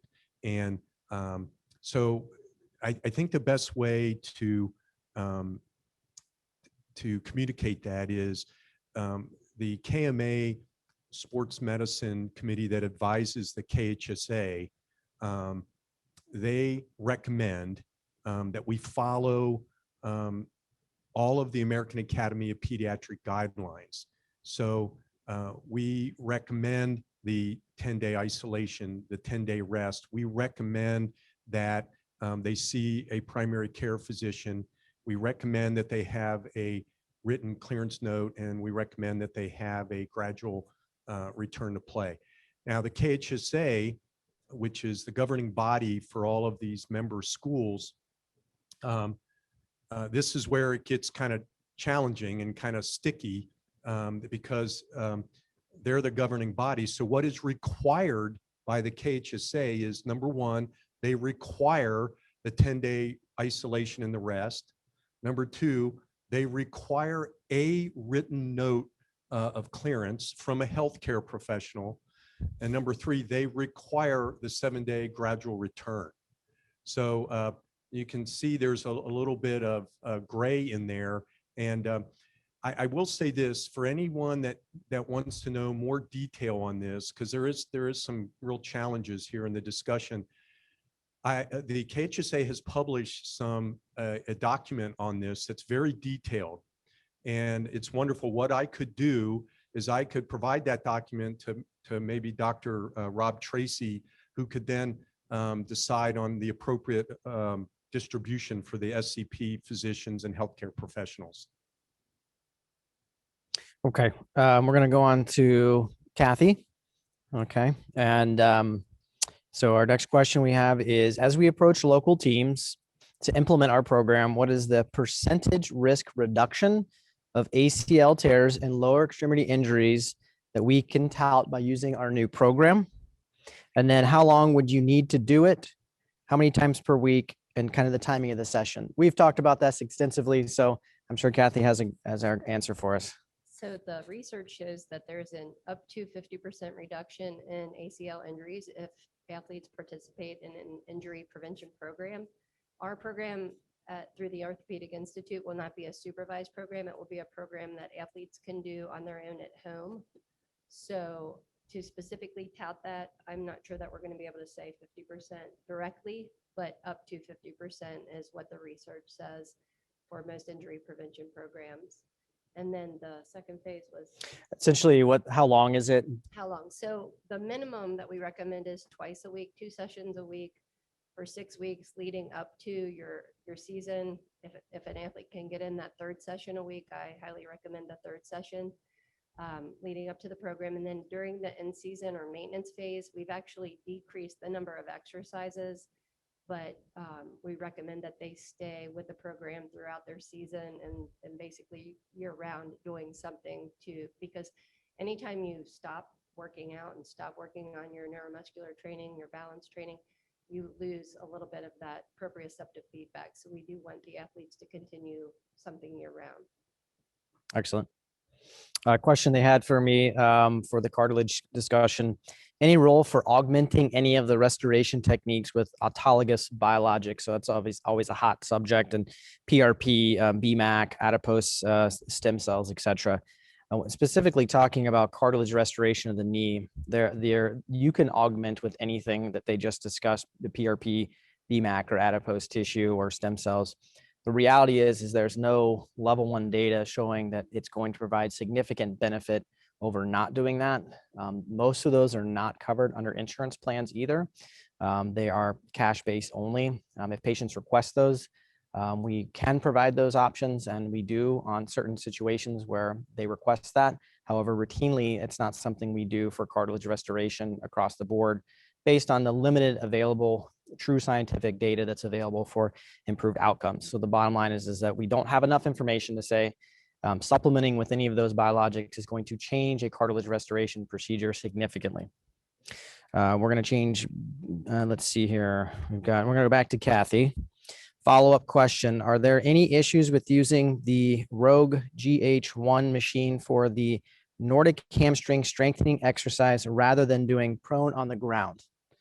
The Rogue machine would work perfectly. Anything that works the hamstrings eccentrically is going to be a big factor in any kind of ACL injury prevention. You could do the Rogue machine, you could do single leg deadlift, you can do some seated hamstring kicks. Anything that kind of activates the hamstrings and builds strength would be a great addition to any kind of ACL injury prevention program.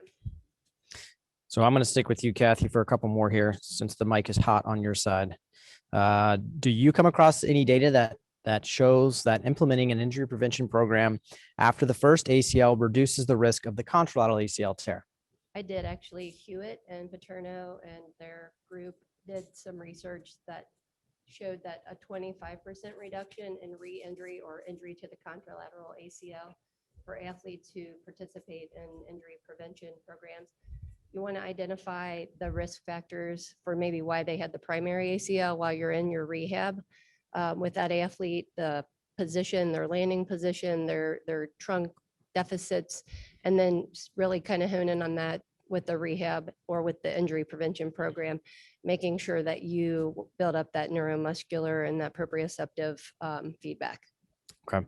And I'm going to stick with you again here. Do you know, the question is do you know the ankle sprain risk reduction using an ACL injury prevention program? I did look at some ankle research, but I didn't specifically see anything that changed the percentage of whether someone tore an ACL or whether it prevented it but any type of lower extremity injury is going to be decreased with the injury prevention programs because it works on the landing technique, it works on the strength overall, and it works on control. So any lower extremity injury should be reduced with participation in these type of programs. Yeah, that's a good point because a lot of people think this is just for ACLs and really talking about patella dislocations, potentially ankle sprains, potentially meniscal tears. So there's a pretty vast utilization, a wide diversity here for the injury prevention program. Absolutely. Was researching when I was looking at all of this information, and it's very easy to implement, and coaches and athletic trainers, anyone out at the on-site level, club coaches can implement this into a warm-up with their athletic teams. It's not something that you have to sit down and do a ton of extra work. You can actually implement it into a warm up before your practice. So a 15 to 20 minute session working on some basic landing technique, working on some basic core and hip things, you can kind of add that into the warm up. So it's a pretty easy program and it has a huge benefit to your athletes. Okay, a couple questions for Dr. Miller here. We're going to a couple in a row. Does an athlete not in season that tests positive need to see a family physician to be cleared? This is specific to somebody. They're now 3 weeks out from their 14-day quarantine. Yes, there's no question about it because that individual will potentially still be at risk of having myocardial involvement. Plus, I think it's important that the primary care physician can have that opportunity to just educate and educate parents and also then give them the appropriate guidance on the requirement to have that gradual return. Yes, I think it's critical that they see their primary care physician. Okay, we'll just keep you there for a second. We've got 3 more for you. How does the return to play for athletes that have been exposed but never tested look? So they've never been confirmed to have COVID, but they've been around somebody that has had it, but they've never had it themselves. Is there any change, or can they continue their normal life? So if I understand the question, if they've never had COVID or they've never been documented as having COVID, so at one point they were what we consider a high-risk contact, and they maybe went through their quarantine, if they never became symptomatic, so that individual in my mind has never had COVID, so then they would not be required to go through a 7-day gradual return. That makes sense. Dr. Miller, is there any data on how many local athletes have myocarditis? I don't know of any specific data. I've seen one and a collegiate athlete, and he was treated with a local cardiologist, did wonderful, and is already back playing full collegiate sports. Dr. Hahn is one of my partners. Have you had any? So it doesn't mean there hasn't been any, but I'm not aware of any. But what I do think is appropriate to say is the incidence is obviously very, very low. Okay. All right. So related to COVID patients, what guidelines should I follow if my athlete has an exposure within their facility, but continues to test negative for COVID or test negative for COVID? So they want to know a guideline. Related to the COVID patients, what guidelines should I follow for my athlete that has an exposure but tests negative? Well, if some of it depends on a timing. So here's my understanding of what I think most are doing. If you have an athlete that tests positive and exposes a large number of athletes, say it's a basketball game, and following the game, the next day it's reported that one of the individuals tested positive. Early in our pandemic, through our guidance from public health departments, we were told that everybody, both teams had to quarantine. And now what is more of a more recent, I think, protocol for this is we do the best that we can to do contact tracing. So who was most exposed to that individual? And so they're getting pretty sophisticated. I don't think you see this as much as high school levels, but at the collegiate levels, they'll look at tapes, video. They've even got monitors, like GPS monitors that they're wearing. But a reasonable effort is made to identify who had a high-risk exposure to that individual. And then those individuals only are put in quarantine. And so the new quarantine guidelines, you have the 7-day or the 10-day. If they want to go non-testing, they have to quarantine for 10 days before they come back. If they do the 7-day, they have to be tested around the 5th day. If they have a negative test, then around day 7, they can be released to come back. Now, important in all that is those were just the people who were deemed to be high-risk contacts. The rest of the players out on the field are allowed to continue to play. And I think this addresses more his or her question, is they can continue to play, but then they have to be very diligent about monitoring at least twice a day for symptoms, and to be very diligent with appropriate physical distancing, mask wearing, hygiene. Okay, good. Dr. Hahn, is there a huge difference between treating an athlete with ADD versus ADHD? So the ADD, ADHD distinction, it's all essentially under the umbrella of ADHD, hyperactivity predominant versus inattention predominant. In terms of treating them, again, it's individualized, but like I alluded to, the folks that tend to have the more hyperactive impulsivity predominant ADHD tend to need medication every day, where you can try to get away with using it more sparingly in the inattentive predominant. I don't know if there was any specific, if it was just Nope. with the medication. Just a general question. I'm just happy there was a non-COVID related question. So bravo, audience. Okay, I've got a couple last questions for the Macy procedure. Can the Macy procedure be done for the foot and ankle? And ask what the outcomes are. That would be an off-label use. So it would be a pure cash-based option. It's currently not FDA approved for outside the knee joint. That could change as data is produced, but currently no. In the Macy procedure, how does the lab get the cartilage?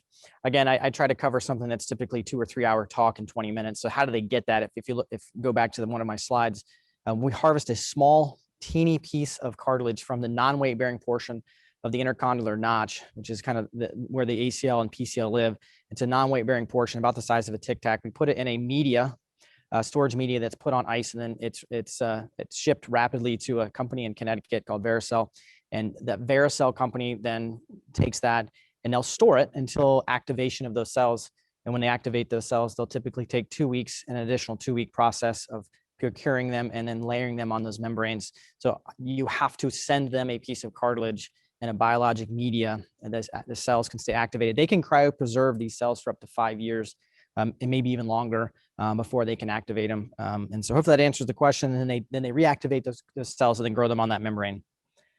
I think that's the end of our morning session. We're going to wrap up for this morning session. We're going to, I got one more, excuse me. Got some great questions.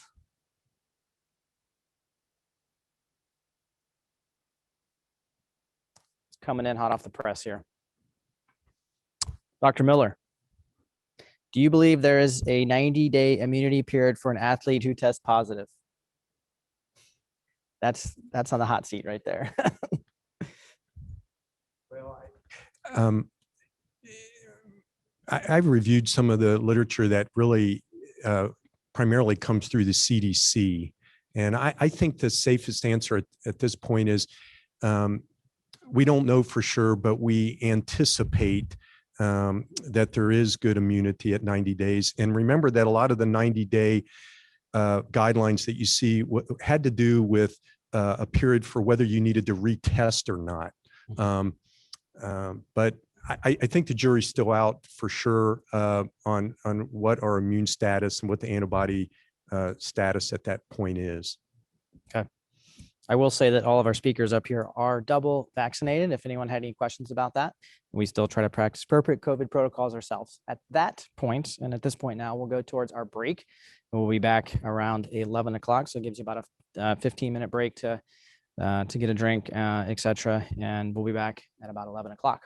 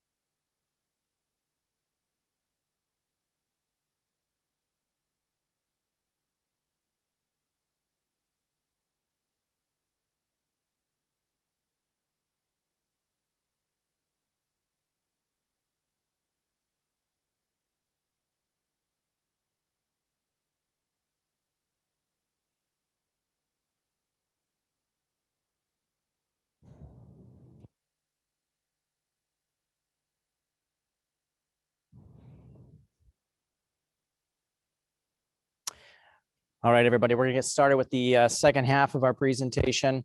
So welcome back to our fifth annual sports medicine update. I hope the first round was exciting and fun. We had some great questions. So we're gonna go on to our second set of presenters. So just a quick reminder that the questions may be submitted through the webinar using the question and answer bubble located on the control panel. Again, if it's not already open, just move your cursor to the bottom of the screen for the control panel to appear, and then click on the Q&A option. A screen will appear to prompt you to submit your question.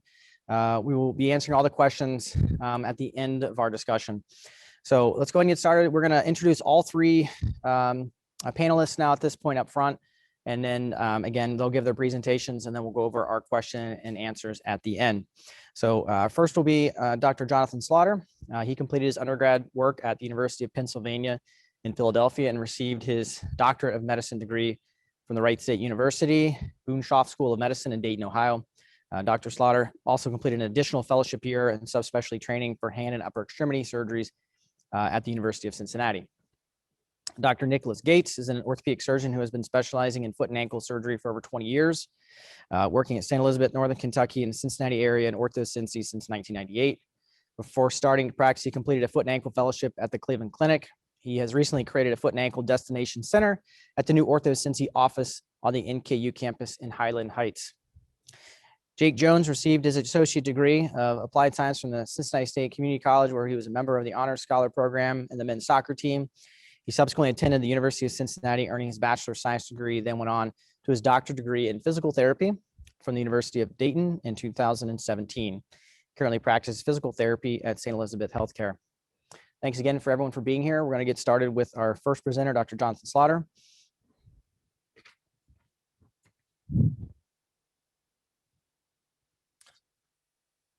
Thank you for having me. I'm going to talk a little bit about the common pediatric sports and hand wrist injuries that we encounter throughout all of our sports. So the hand is something we use every day, and a lot of people don't even think how important the hand is to what they do until it gets injured. We use it for the activities of daily living, as well as completing complex procedures, playing in sports. It is very intricate anatomy.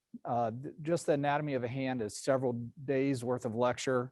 The big thing to know is multiple things in the hand can lead to injuries, problems. There's 27 bones from the wrist throughout the fingers, dozens of muscles, tendons, ligaments, nerves that run through and can be hurt. Even the finger is very intricate anatomy. With just even the extensor mechanism alone would be a 2-hour lecture. But any part of the hand, any part of the anatomy can lead to significant injury that can keep people out of sports and even work. So hand wrist injuries, very common in sports, especially anytime that involves use of the hands. Basketball, football, baseball, a lot of hand injuries can occur, and they come in many different shapes. They can be fractures, sprains, dislocations, tendon strains, tendon ruptures, ligament strains, ruptures, and even injuries to nerves. So one thing I kind of want to cover is, how do I approach each problem, each injury? What is it? How do I address it then? Does it need special imaging? Is it something that can wait till after the sporting event? How do I treat it? And do I need to send this to a hand surgeon or a hand specialist? So here's just a picture of Anthony Munoz, who still this day has that appearance and refuses to get any treatment because it doesn't bother him. So one of the most common things we see are dislocations. Dislocations can occur at any joint. A dislocation is just simply where two bones were articulating together are no longer articulating. And in the hand, they occur at all levels, including at the highest level, MPA. This was a few years ago in the playoffs. Stephen Curry had a PIP dislocation.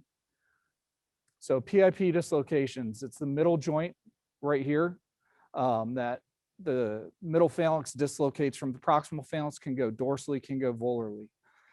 The big thing to do for reducing, the first thing people always think is, let's grab it, let's pull it to get it back in place. Just straight pulling is usually not the thing you want to do for finger dislocations. PIP dislocations, you can pull just a little bit, but it's more you want to put a pressure on the base of the middle phalanx, pushing it back in place. If that's initially unsuccessful, you want to hyperextend, make the dislocation worse, to try to get the volar plate out of the way to be able to put it back in place. If you're able to reduce it, just buddy tape them. They're okay to play, but I would recommend seeing a hand specialist just to make sure it's not grossly unstable. But most of these can continue to play. MCP dislocations are the one that you really don't want to pull. So the MCP is where the finger meets the hand. That's between the proximal phalanx and the metacarpal head. Do not pull these. If you pull, as you can see on this bottom picture, the volar plate ruptures. If you pull, this volar plate can get pulled into the joint and it prevents reduction. And then you're going to have a hand surgeon coming in to take them to surgery. So these do not pull on. Simply flex the wrist and apply pressure at the base of the proximal phalanx, which will help push that back in. Now, there's sometimes you can do everything right. The player already, during the dislocation, pulled the volar plate in, and this is what this shows. At this picture, this is the base of the proximal phalanx. Can they see my arrow by chance? If I circle it? Oop. Here we go. So this is the base of the proximal phalanx here. This is the head of the metacarpal here. And what you see is this piece of tissue, which the instrument is under, is the volar plate. What's happened is that volar plate has popped up across the volar or across the metacarpal head, preventing the proximal phalanx to get back in. So this is one that would have to be taken and surgically reduced. And that's why also you don't want to pull on these, because that can pull that volar plate in, causing the need for surgery. So the thing hand surgeons hate hearing is, oh, I thought I just jammed my finger. What I always tell people is there's no such thing as a true jammed finger until it's been proven by x-ray. And the reason is a lot of times, oh, I just jammed my finger. Yeah, it was about 4 or 5 weeks ago. We get an x-ray and this is what it is. It's some sort of fracture. And if you come in 4, 5, 6 weeks later, this fracture is already on the way to almost fully healed, and sometimes can prevent us from treating it appropriately. So the big thing to know is if you think it's jammed, just have them get x-rayed. We can see them real quick. We want to get them back to playing as quick as possible, but we want to avoid a situation like these x-rays. So mallet finger is usually a sport that involves some sort of ball, and it's a jam to the end of the finger. And so it's forced flexion of the tip of the finger while they are trying to extend their finger, and the terminal tendon ruptures. It can pull off a piece of bone, but majority of these do not need surgery. It is very rare to have to operate on these. It would have to be an unstable joint that won't stay reduced. They present with pain at their DIP joint. They can't actively extend. They've got a little extensor lag. All of these do require x-rays just to make sure the joint is congruent, but these can play. It's minimum 6 weeks full-time splinting without bending the DIP joint at all, but you can play with this injury. A similar injury is a central slip injury. It's an injury to the extensor mechanism, but instead of at the distal phalanx, it's at the middle phalanx or at the PIP joint, where the tendon attaches at the base of the middle phalanx. Same thing, forced flexion of the finger at the PIP joint while they're trying to actively extend their finger. Also usually a jam or fall and hitting their finger when it's extended. A lot of times if they dislocate the PIP joint to the front, which is more rare, they will have a central slip injury with it. They're unable to extend at the PIP joint when they have it flexed about 30 degrees. And if untreated, this will go on to a boutonniere deformity with loss of motion of the finger. So boutonniere deformity where it's flexed at the PIP, hyperextended at the DIP. You treat it with Elson's tests. You flex the PIP joint down 90 degrees and tell them, try to straighten your finger. And if the central slip is intact, they are unable to extend at the DIP joint. An easier way to test is you can do the Elson's test, but put 2 fingers together. And if one comes really straight and the other doesn't, that's concerning for a central slip injury. So this is treated full-time extension splint, 6 to 8 weeks, just like at the DIP joint. But again, you can play sports. So if you're concerned about either a mallet injury or a central slip injury, it's okay to finish the game if they've got full motion at the time, but they should be evaluated by a hand surgeon who can fully determine if it is an injury and treat it appropriately. Volar plate ruptures is like a dislocation without the full dislocation.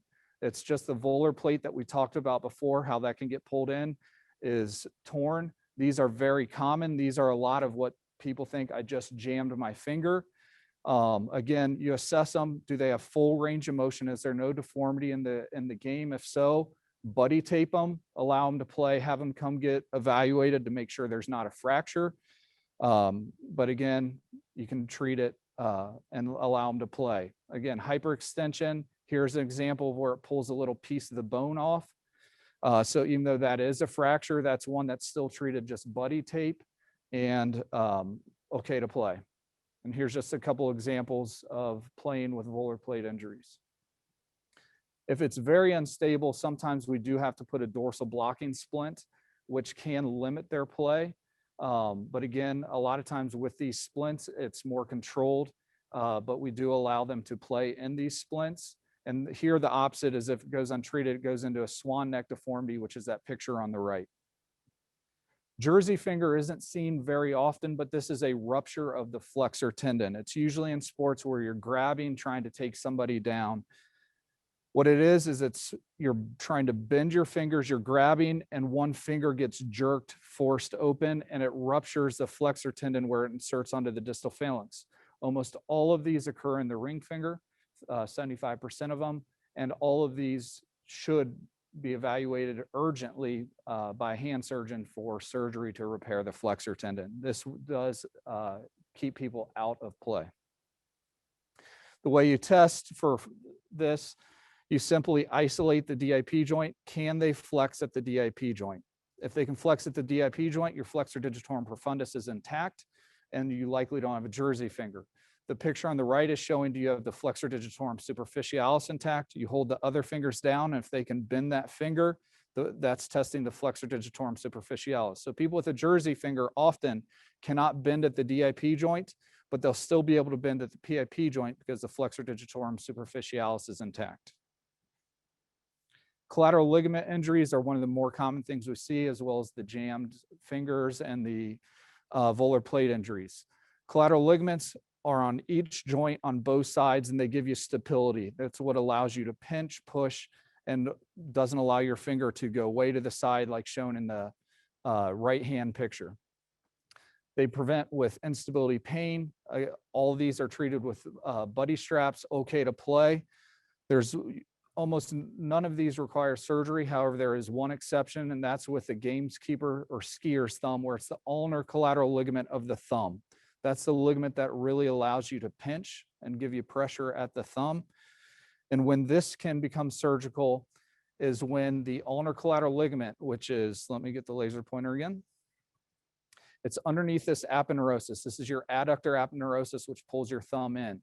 The ligament is underneath. Sometimes when these tear, the thumb goes way out to the side, and it can pull the ligament on top of the adductor aponeurosis. This will not heal without surgery. Sometimes it does not get pulled out and it stays underneath aponeurosis. You can just treat it with immobilization. But if it's a true Stenner lesion where it's flipped outside, that is surgical. And you're looking at about 6 weeks of missed play. This is what Drew Brees had, I think, 2019 season, where he missed 6 games and then came back to play. So fractures. Fractures come in all different sizes. Most fractures people get, almost half, occur in the hand and the wrist, with the distal radius being the most common. And with all the snow we've had recently, we've had a rush of these. We see the most in the small finger metacarpal, usually because guys get angry and they punch a locker or a table and they end up with what's called a boxer's fracture.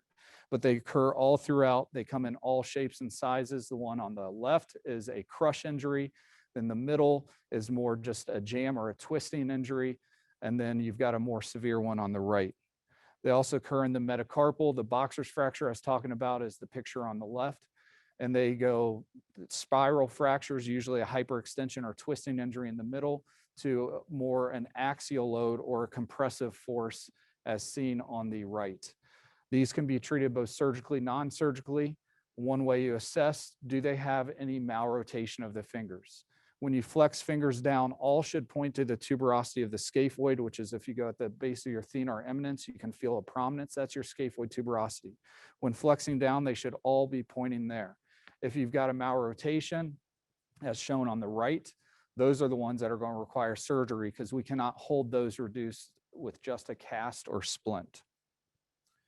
Thumb fractures, again, come in all shapes and sizes. The one on the left is similar to what Andy Dalton with the Bengals experienced when he threw the interception against the Steelers and cost us our excellent year that we had. That would be a non-surgical one, and the ones in the middle and the right are more surgical. They come in all shapes and sizes. But anytime you're concerned for any fracture, if there's any deformity, players should be out of competition and see a hand surgeon as soon as possible. And then we get to the thing that hand surgeons hate, not as much as the jammed finger, but I think I just sprained my wrist. And the reason we hate that is because we're always concerned that it could be something where you have pain right where they're showing in the left and the middle. That is palpating over the scaphoid. It is a little bone that plagues all hand surgeons. It doesn't like to heal, has a poor blood supply, and can be a bane to the athlete as well as the surgeon's existence. But if they sprain their wrist, one of the first things you should do, check, one, is there a deformity? Two, push in the anatomic snuff box. That's right, the scaphoid waist. If they have pain there, shut them down, immobilize them, get them in to see a hand surgeon. This is just a couple examples of scaphoid waist fractures. The one on the left is obviously in a skeletally immature, younger athlete. The one on the right is a more mature, and they also have a radial styloid that's starting to fuse, but you can see two scaphoid waist fractures there. Sometimes the x-rays are negative and we'll get MRIs. So here's an example of an x-ray that looks normal, no fractures, but then you get an MRI of that wrist and you can actually see the scaphoid is broke. So you immobilize them 2 weeks. If the x-rays are negative, it's still tender, you repeat the x-ray, or you can MRI if the x-ray is negative. Sometimes if it's a Division I college athlete or higher, we'll just go straight to an MRI to rule this out. If it's non-displaced, you can treat it casted, and you can see if it's the distal pull closer to the thumb, you only have to, it's usually about 6 to 8 weeks of casting, but if it's close to the wrist, you can be casted for several months. If it's any concern, you can treat it surgically. A lot of times we put screws, but you can also put plates in. But again, any concern for wrist pain, wrist sprain with pain in the anatomic snuff box, please have them see a hand surgeon. And the other thing we get concerned with, which isn't as common, but we do see about 6 of these a year, it's the scapholunate dissociation. The picture on the right is Terry Thomas. He was a British comedian, and this was named the Terry Thomas sign, the x-ray where the gap between the two bones. Nobody really knows Terry Thomas anymore, so I think it should be called the Michael Strahan sign because people usually recognize that more. So this was just kind of an overview of some of the more common things you can see. The big things you need to know: what is it? Does it need special imaging? How do I treat it? And should I send it to a hand surgeon? If there's any concerns, especially if you think it's just a jam, please send it in. If it is just a jam, we'll confirm it with an x-ray and get them right back playing. So just some pearls. Treatment should restrict motion of the injured structures while allowing motion in the uninjured joints. So immobilize where it's hurt, but don't immobilize the non-injured joints. It is not unusual for an injured digit finger to remain swollen for several months. They can end up with a deformity with it, and have a low threshold to get an x-ray or be evaluated by a hand surgeon for sprains and jams. Thank you.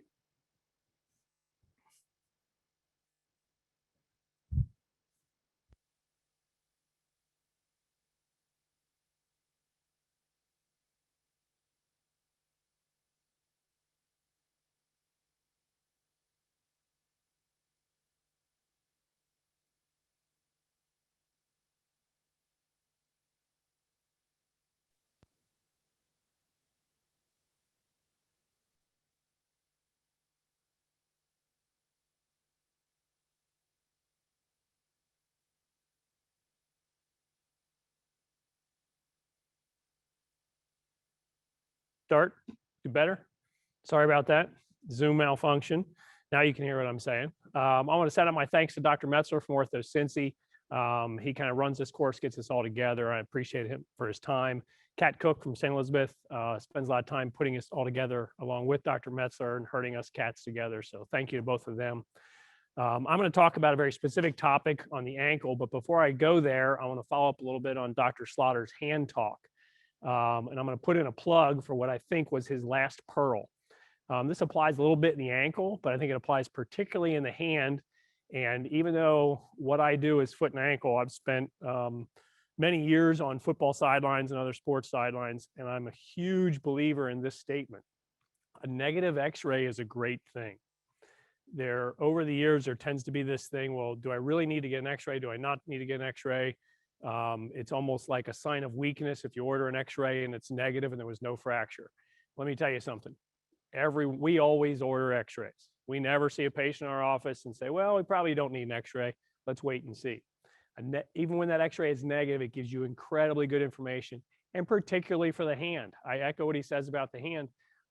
Myself and the athletic trainers, I spend some time telling parents and athletes, please go get an x-ray for your jammed finger. Because when it comes back negative and Dr. Slaughter tells you, hey, it's okay, it's nothing bad, you can tape that up and play, you can forget all about it and tape it up and play, instead of waiting 5, 7, 10 days and you're still wondering. And there's nothing the hand surgeons dislike more than a delayed diagnosis. So I'll give that plug to the hand guys. It's particularly difficult to do a delayed diagnosis in the hand. It's a little tough in anything, but it's particularly difficult in the hand. All right, well, let me get down to something I know much more about, and that's the ankle tightrope procedure. This is, like I said, a pretty specific talk. We're going to talk about minimally invasive treatment for a high ankle sprain.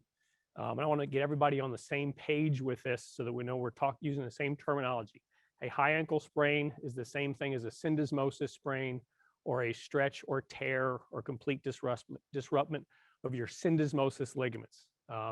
I think most, if not all, everyone in the audience realizes those ligaments, the syndesmosis ligaments, are not what are torn in a standard ankle sprain. So we are not talking about a standard ankle sprain of the ATFL and the CFL today.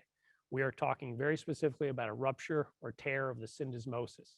You can see there on the diagram, the syndesmosis attaches the distal tibia to the distal fibula.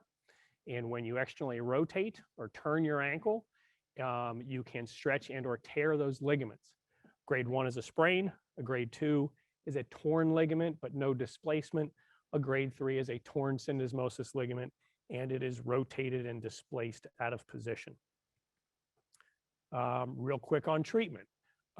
Grade 1 and grade 3 are pretty straightforward. I'm a big believer in orthopedic surgery and maybe in other things that we have a long list of very straightforward answers. And then we have this really cool list of gray zones where we get to think and talk more. In this situation, grade 1 and grade 3 are pretty straightforward. A grade 1 syndesmosis sprain that's stable can be booted and treated with early PT and moved through a therapy process based on symptoms, with the caveat that syndesmosis sprains tend to behave a little different and are a little less predictable than a typical ankle sprain. But you can still proceed that. Grade 3, it's torn. My x-rays show it's displaced. The ankle mortise is rotated out of place. They're going to get surgical repair. That's not a gray zone. The grade 2s are a little bit of gray zone. We'll talk a little bit more about those and how this surgical procedure fits in with the grade 2s and the grade 3s. So what you're about to see on video for this surgical procedure is baseline standard of care treatment for a grade 3 syndesmosis sprain with displacement. And we'll come back to the grade 2s and we'll talk about some innovation in that area that you guys probably have heard about and things that we can work on. So like we said, grade 2, we'll come back to that. And bear with me while I see if I can get this video running. I might need some help with this, Gordon, getting the video running. I don't see a play button.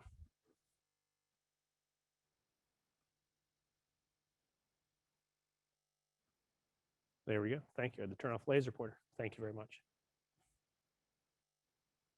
All right. So here is the syndesmosis tightrope procedure. What you're going to see on your right is my hands doing the surgery in the lab. On your left is C-arm or X-ray imaging. As we proceed through this, you'll see them work simultaneously.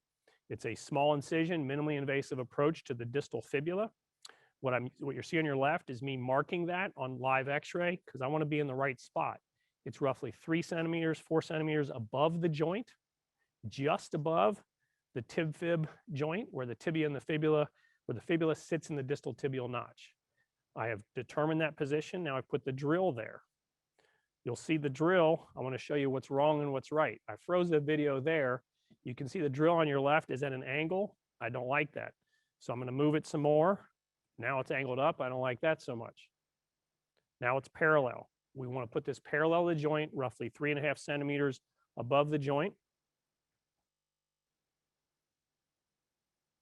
Now, the next thing I'm looking at is proximal distal. You can see on the left, I'm moving that drill a little up, a little down, proximal distal. I want to be in the right spot. The next adjustment I'm going to make is it too anterior or posterior? If I'm anterior or posterior, I'm going to skive or slip off that fibula. I want to be dead center. So I've checked all those positions, and now I'm going to pass the drill through the tibia, through the fibula, through 2 cortex of the tibia. You might see the skin tent just a little bit for a second,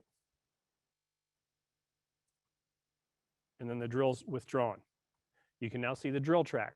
So there's a hole going through 2 cortices, down the center of the fibula, across the tibia, parallel to the joint. Here's the implant device. It's on a handle. You'll see a button sticking out the tip.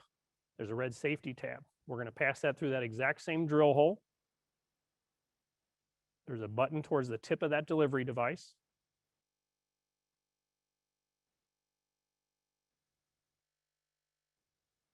I'm doing this under live fluoroscopy, so I think I've frozen the video there. What you can see on your left is the button, the suture, what we call a suture button, just sticking out the medial distal tibia. The delivery device is what's pushing that button through. Inside that delivery device is some very heavy suture. It's number 5, what's called fiber wire. Now, I'm going to proceed with the video in a second. You might look for the skin tent where that button seems like it wants to push out. I'm going to palpate that with my fingers, and I'm going to flip that button. If you look at your video on the right, I pulled off that red safety tab. I pull the black tab on that delivery device, and I pull back. Now you'll see the button is effectively flipped and disengaged from the delivery device. My goal is to get that button right down on the bone as closely as possible.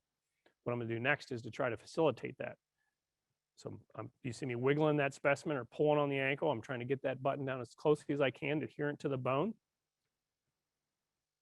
I'm now unwrapping the fiber wire. You're going to see that. I will withdraw the delivery device. You can see the device a little bit better. I'm unwinding it. That takes the tension. Now the delivery device is gone. Now you can take a look at that. You see a second button sitting there on those sutures. There will be 4 strands of number 5 fiber wire that connect one button to the other button. The delivery device is gone, but now I've got to get that second button down onto the fibula. The blue plastic in my hand is called a tensioning handle. If I pull on those sutures with my hands, I'm about to burn that suture through my fingers, which is very uncomfortable. So I have little tensioning handles to wrap around that because I have to pull pretty hard on that suture. I'm pulling on that suture. Now you saw the little loop disappear down into that incision. That's going to lock on that button, and this is a knotless technique. When this device first came out years ago, at this point, we would have to tie those 2 sutures down together. It would leave a little knot on that button. It had great fixation, but the knot would irritate skin. It would just be kind of a little bit prominent, particularly on skinnier folks. So now the engineers who do these things did a great job. You're going to see me cinch these 2 sutures down, and they hold themselves down that on the button with no knot. I'm going to pull pretty hard. I'm looking at fluoro while I do this. My goal is to get the button on both the fibula and the tibia right down onto bone. So I'm double checking that. I'm looking at that on fluoro.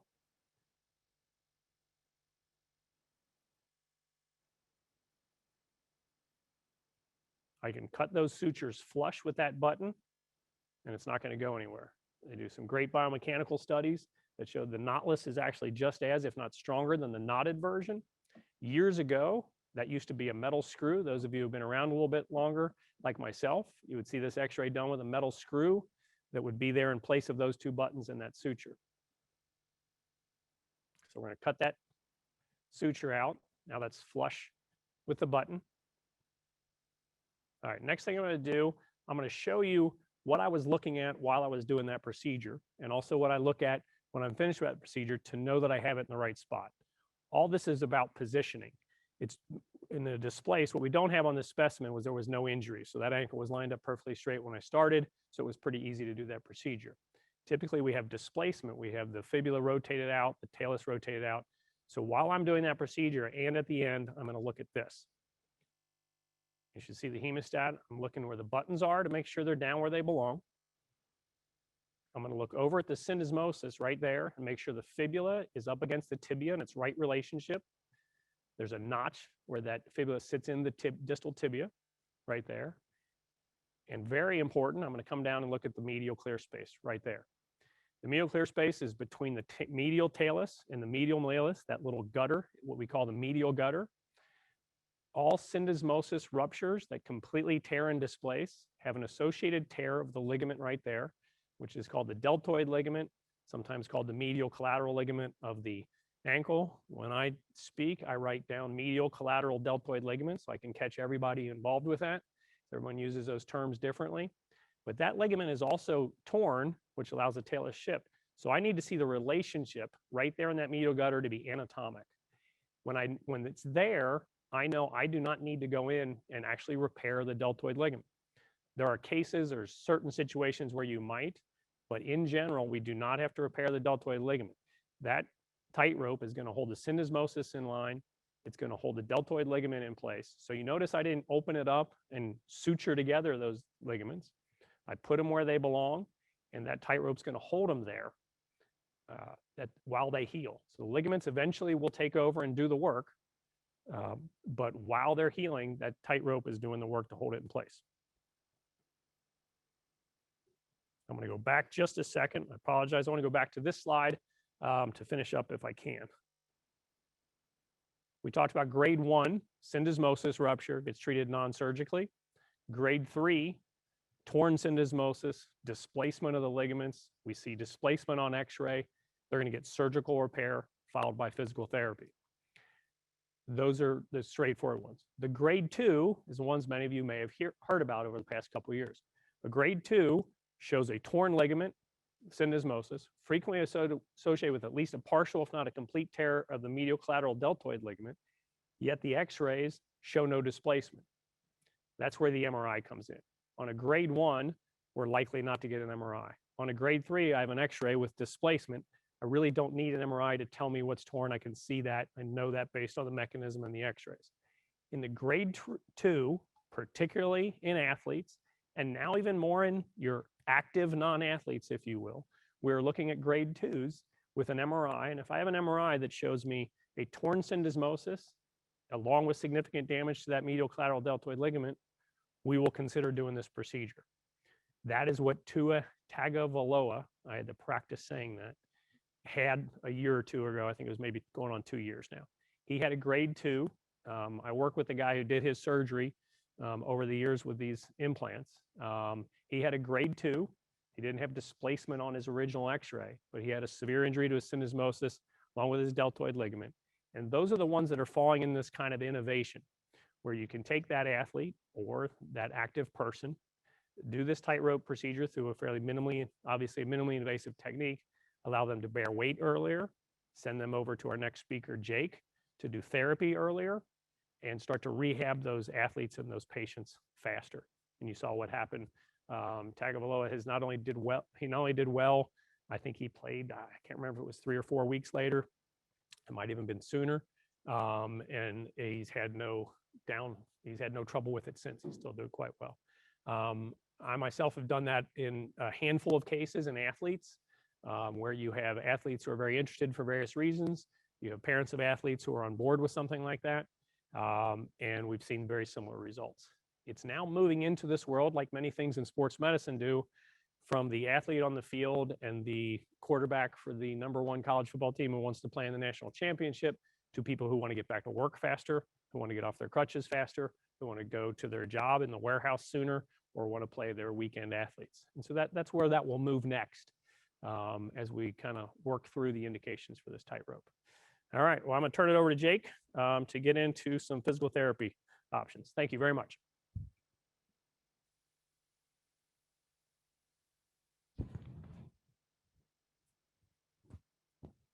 Hello, everyone. So I wanted to talk to you about the fundamentals of ankle rehabilitation. So just a brief anatomy review. The ligamentous structures around the ankle. The medial ligament is known as the deltoid ligament. It's composed of those 4 ligaments that you see there. These act collectively to resist excessive eversion, dorsiflexion, and external rotation. The lateral ligamentous structures are most commonly sprained.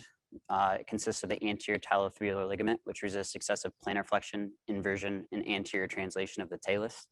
The calcaneofibular ligament is going to resist torsion and inversion of a plantar flexed foot. And the posterior talar fibular ligament is going to resist posterior translation of the talus. The syndesmotic ligaments are all collectively going to resist axial, translational, and rotational forces that attempt to separate the tibia and the fibula. So this slide is just for your review. This is just reviewing the grading system for ankle sprains. Feel free to review that on your own time.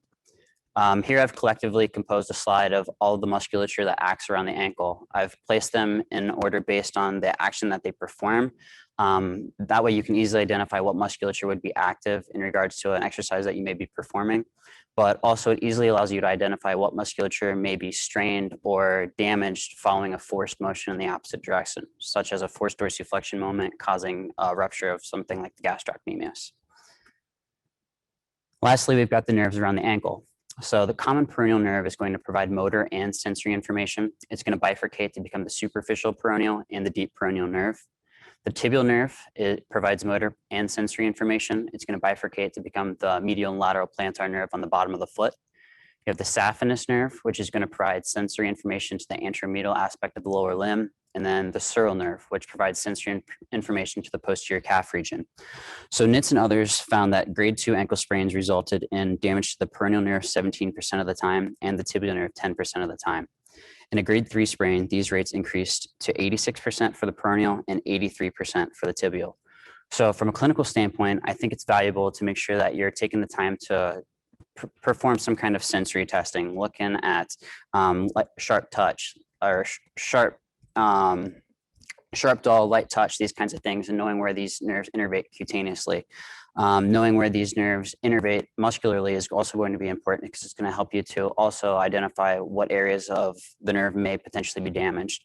I've had patients that have had sensory deficits in particular areas of the skin that I've been able to identify a specific nerve, but also been able to provide nerve glides following that to improve those sensory deficits. So next, I want to talk about the fundamentals of ankle rehabilitation in regards to the research.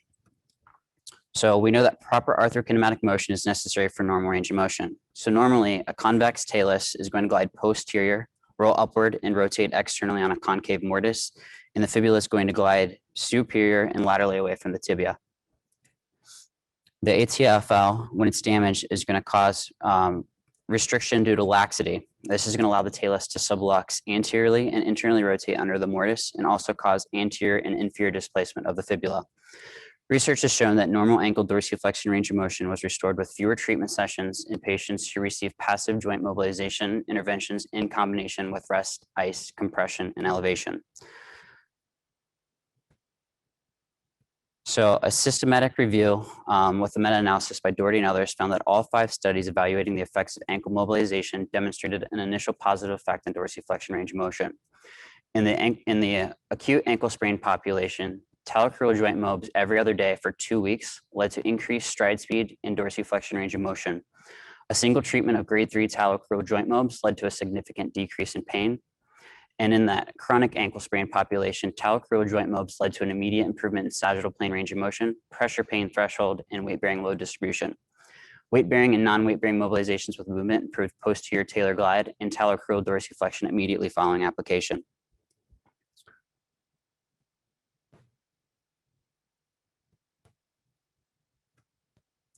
So on this next slide, I've composed several videos for you guys to observe. Let's see.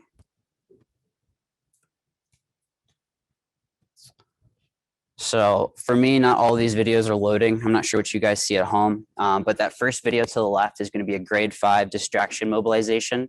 What I'll do is I'll grab onto the foot and the talus, kind of distract axially until I get to end range, provide a high velocity, low amplitude thrust to get that cavitation. I know that there are a lot of athletic trainers out here that may not necessarily be able to perform those grade 5 manipulations, but for me, those grade 3, grade 4 distraction mobilizations have been most effective in reducing pain for these patients. So make sure that you're performing some kind of mobilization. This next one is going to be inferior glide of the talus. There's 2 ways to do it. That's going to be the with both hands, providing that inferior glide. And then on the bottom one is going to be me stabilizing that distal tib fib joint, providing an inferior glide over top that mobilization wedge.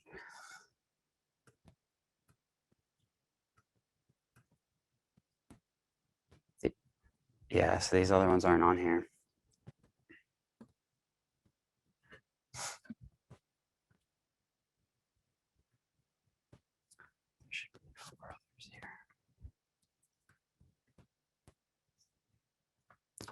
It's okay.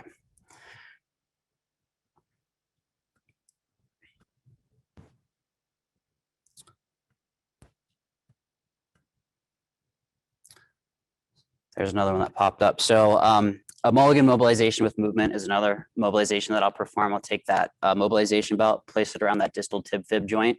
I'll have the patient in half kneel and have them actively lunge forward, bringing that knee over top of the foot as I'm blocking the talus and providing a overpressure with the belt as I lean backwards. The other 3 videos that should be showing there should be looking at the proximal tib fib joint. There's going to be 2 ways that I would typically mobilize that joint. So one would be grabbing onto that proximal, like the head of the fibula. And what I'm going to do is provide a an anterolateral or a posteromedial glide just to make sure that we've got that accessory motion taking place that's necessary for dorsiflexion. And then the last one that would be there would be the patient in long sitting. I would be palpating the proximal tib fib joint and applying that superior lateral force through the calcaneus and that lateral malleolus. That is another accessory motion that's necessary for dorsiflexion.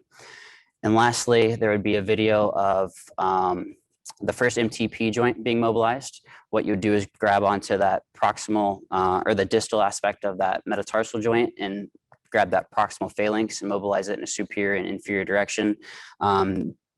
These particular mobilizations, those last 3 are ones that aren't necessarily performed a lot in the clinic, and they really should be assessed and performed.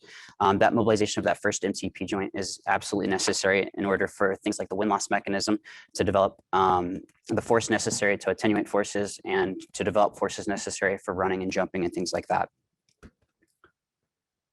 So when it comes to stretching programs, stretching has been shown to have the strongest effects on ankle dorsiflexion range of motion after acute ankle sprains. So Masafumi and others performed a study examining the effects of stretching on dorsiflexion. What they did was they had 3 groups. They were placed into either a 30, 60, or 120-second static stretch group. They would perform the stretch 3 times a day, 5 days a week. They were reassessed at weeks 2, 4, and 6, status post the sprain. What they were able to identify was that all groups had significant improvements, and there was no significant improvement between groups. So from a clinical standpoint, for me, that lets me know that I don't necessarily have to have my patients stretching for long durations of time. I need to make sure that they are performing some sort of dorsi or plantar flexor stretch, but I can have them perform it for a short period as long as they're performing it consistently at home with things like in their exercise program at home.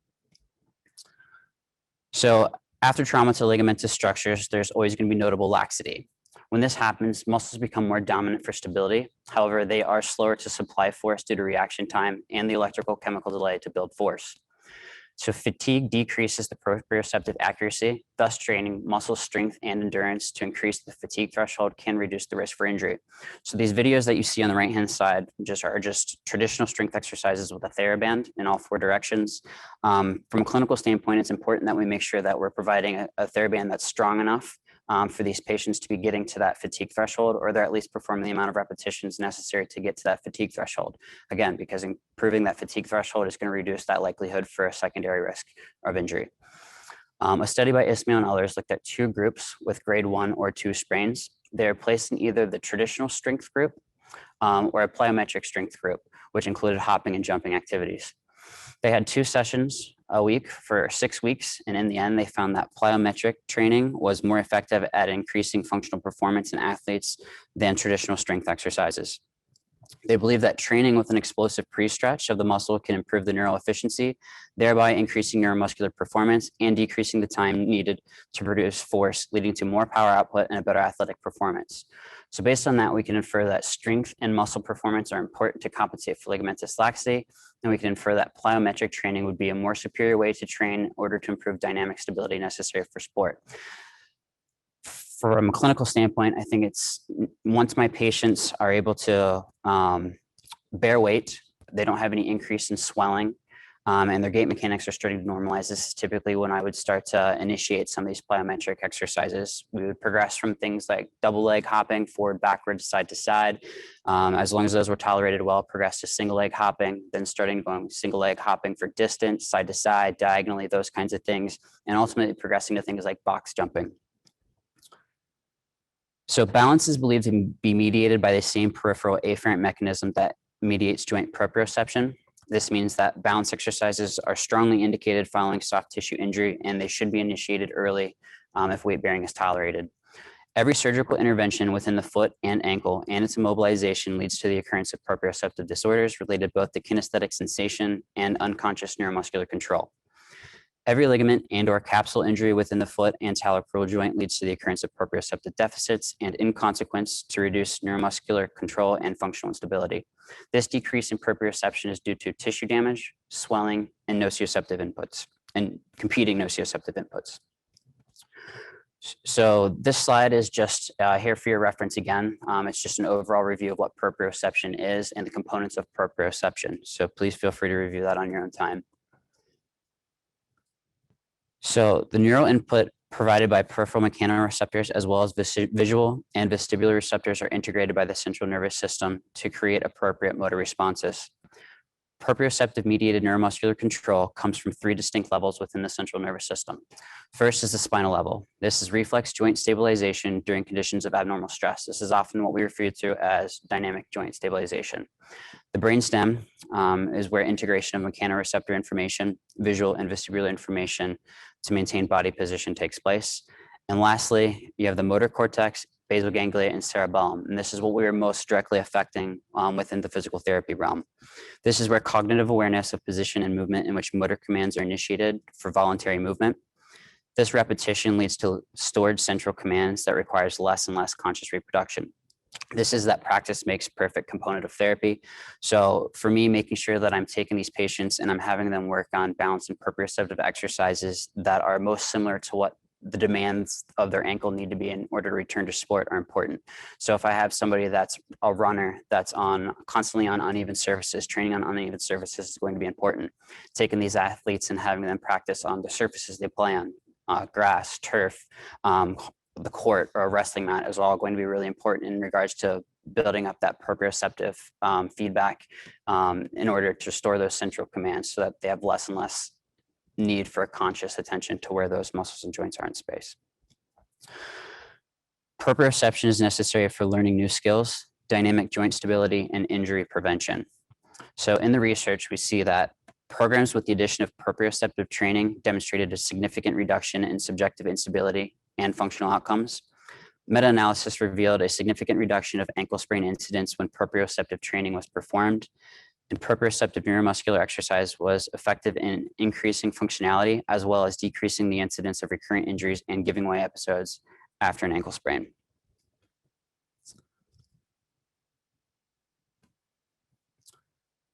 When it comes to the use of modalities, ankle range of motion is typically restricted by pain, spasm, and swelling.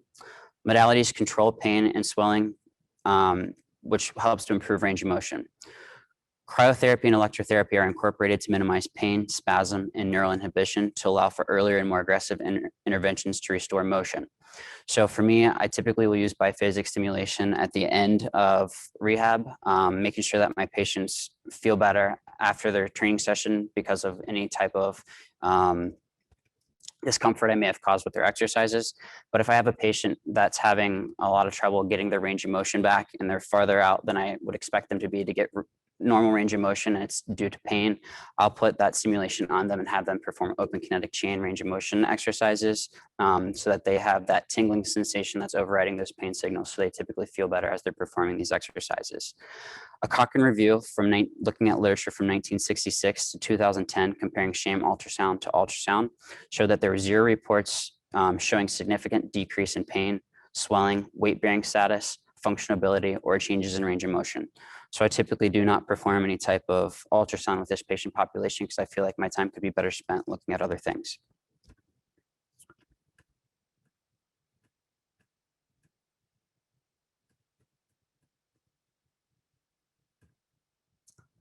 So looking at tape and bracing, Trapp and others undertook a study in soccer players. These subjects in the brace group experienced a significant decrease in the incidence of ankle sprain when compared to no intervention. Dyson and others found that a reduction of ankle sprain by 69% with the use of an ankle brace and a reduction of sprain by 71% in the patients using ankle tape. And so from a clinical standpoint, 69% to 71% isn't necessarily a big difference. So I think that it's important that the patient is comfortable in whatever they choose to use, whether that's tape or a brace, but as long as they're utilizing some form of external support, is going to be important to reduce the risk for injury. So there's one slide that isn't missing. I don't know if it didn't get uploaded, but it's in regards to gait training. And so I want to make sure that I touch on the fact that it's really important that you're assessing for gait mechanics. So I always make sure that I put my patients up on a treadmill, or at least I have them walk, so that I'm looking for things that aren't necessarily normal. A lot of times what you're going to see with this patient population is that there's going to be a lateral deviation in their center of pressure, meaning that they're typically going to be landing on the lateral aspect of their foot. And this is important because that's going to put them at risk for a potential secondary inversion sprain. There was a study that was done that looked at activation of the peroneus longus musculature, the glute med musculature, and that center of pressure. And what they found was that performing exercises with a TheraBand pulling that lower leg medially is going to increase the activation of that peroneus longus musculature, which typically prior to that intervention, these patients were not having that activation occur. And so that increased activity everts the foot more, and that's going to allow them to make sure that they're getting out of that inversion component. I always make sure that I take the time to look at patients' arches. Do they have a high arch? Do they have a low arch? Do they have the type of external support for that arch? Because again, that's going to be important to support that ankle system. So we'll go to my conclusion slide now. In conclusion, you want to make sure that you're assessing for dermatomal and myotomal deficits that could indicate nerve damage, and make sure that you're treating them appropriately. Perform joint mobilizations to the talocrural joint, the proximal tib-fib joint, and the first metatarsal in that first ride to improve arthrokinematic motion necessary for normal motion. Perform traditional strength exercises for stability, but make sure that you incorporate plyometric work when tolerated, especially for athletes. Make sure that you perform some sort of plantar flexor stretch. Initiate balance and proprioceptive exercises early to enhance neuromuscular control and reduce recurrent injury. Assess gait mechanics and treat deficits, especially activation of the peroneus longus to reduce lateral deviation in the center of pressure. Use modalities for pain control in order to initiate higher level activities earlier in the rehab process. And then use tape or brace when you're returning to sport for added proprioceptive feedback and external support. Thank you guys for your time. Look forward to any questions that you may have.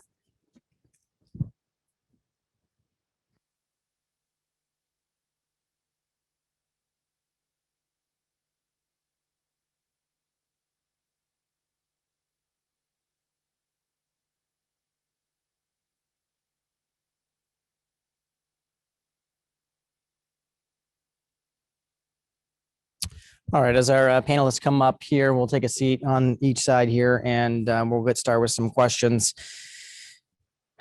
So I'll try to get these lined up here. And if you have any more questions, please submit them now. We can continue to answer them. We're running pretty close to on time, if not ahead of schedule for once. So we've got plenty of time for some questions. So I'm gonna go with Dr. Slaughter here. We've got 3 questions at least to start. The question is with closed treatment of a scaphoid waist or distal pull fracture, assuming it's non-displaced, is there, what's the role for a short arm cast or long arm cast Any rule for removable brace? I guess just give our perspective on that. Or what's your perspective, excuse me? So yeah, if there's any displacement on the x-ray, to me, it's an automatic screw placement surgery. So if it's non-displaced and I'm treating this in a young athlete, short arm cast is the way to go. There's been good studies that have shown that there's zero difference. In fact, some that have shown there's actually better healing in a short arm cast over a thumb spica. They've also looked at long arm casts to prevent supination and pronation. And all studies show that short arm casts show just as good of healing, in some instances, better healing than the other variants. If it's a waist or proximal pull, it's hard immobilization. I don't trust young people, especially. So I don't do a removable brace. If it's a scaphoid tuberosity fracture, that's when I'll consider it. Early on, I'd at least do a hard cast for a few weeks, 2 to 4 weeks, if it's scaphoid tuberosity, and then go to a removable brace. But if it's scaphoid waist or proximal, it's a hard cast every time. How long do you do that for a scaphoid waist fracture, non-displaced? How long do you do a short arm cast for? So short arm cast usually is going to be a minimum 4 to 6 weeks. For a waist proximal pull, you're looking at minimum 6 to 8 weeks, but also going on physical exam if there's any tenderness or if there's still visibility of the fracture on x-ray, I'm keeping them immobilized. And then you go in a short arm brace 4 to 6 weeks for that waist fracture. And how much longer are you doing that brace for? So if I'm still seeing the fracture at all on x-ray, I'm keeping them immobilized at least during physical activities and a brace until I see less fracture on x-ray. So it's totally dependent on the x-rays themselves as well as physical exam. But I've even had to cast somebody up to 4 to 6 months before for these. Okay, good question. I'm going to stay with you here. What we got you? You mentioned that the athlete can play with the splint, but KHSAA rules indicate it must be padded. This creates too much bulk. So is it okay to tape and play during games and practices? For most injuries, whether it's a volar plate or a volar plate with dislocation that's relatively stable, 100% tape, or even Velcro buddy straps. If it's an unstable one, then I would have a dorsal blocking splint. But for most injuries, tape is okay. There is a couple times that we will require heavier or more rigid immobilization, but majority of the times for a lot of finger injuries, tape is the way to go. All right, I'm going to go on top of that one. 18-year-old senior football player, scaphoid waist fracture, non-displaced. Hey, are you going to let him play in the game? Football in a cast. Are you going to let him play? That's where you have the discussion with the family. Okay. It's a whole risk benefits. 18-year-old, if he's already got a college career lined up, then I would say I would recommend immobilizing it and missing a couple games of high school. If it's their last, they're not looking to play afterwards. You have the discussion with the family. Yes, I will probably let you play. You're assuming that this fracture might displace, require surgery, but you would still be casted and padded, even if it's too much bulk. Yeah, just what I wanted to hear. All right. A Stenner lesion is something we don't want to miss. Can you discuss the sensitivity of physical exam, MRI, potentially ultrasound, and making this diagnosis in a painful, swollen, bruised, and lax thumb? So physical exam is hard to definitively say. There's sometimes you can feel a little bump on the MCP joint that's suggestive of a Stenner fracture. I rely on MRI. Ultrasound, I have not looked into the studies of an ultrasound, but that would be something to potentially see. Could you see the ligament that's flipped up? But to me, MRI is kind of the gold standard in what I rely on. Okay. All right, Jake, I'm going to go to you.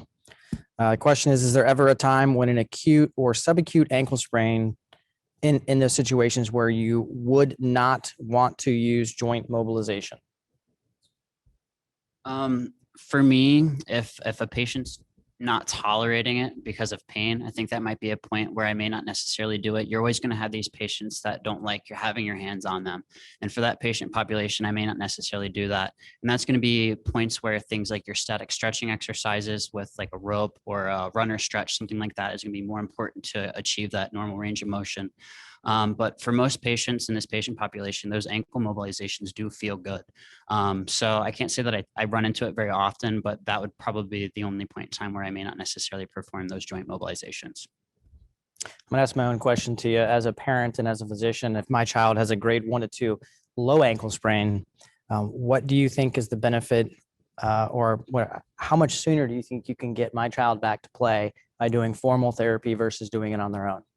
So I think that formalized therapy is always going to be important, just because I think that the knowledge base that we may have may be a little bit more superior to what a patient that, doesn't necessarily have that knowledge.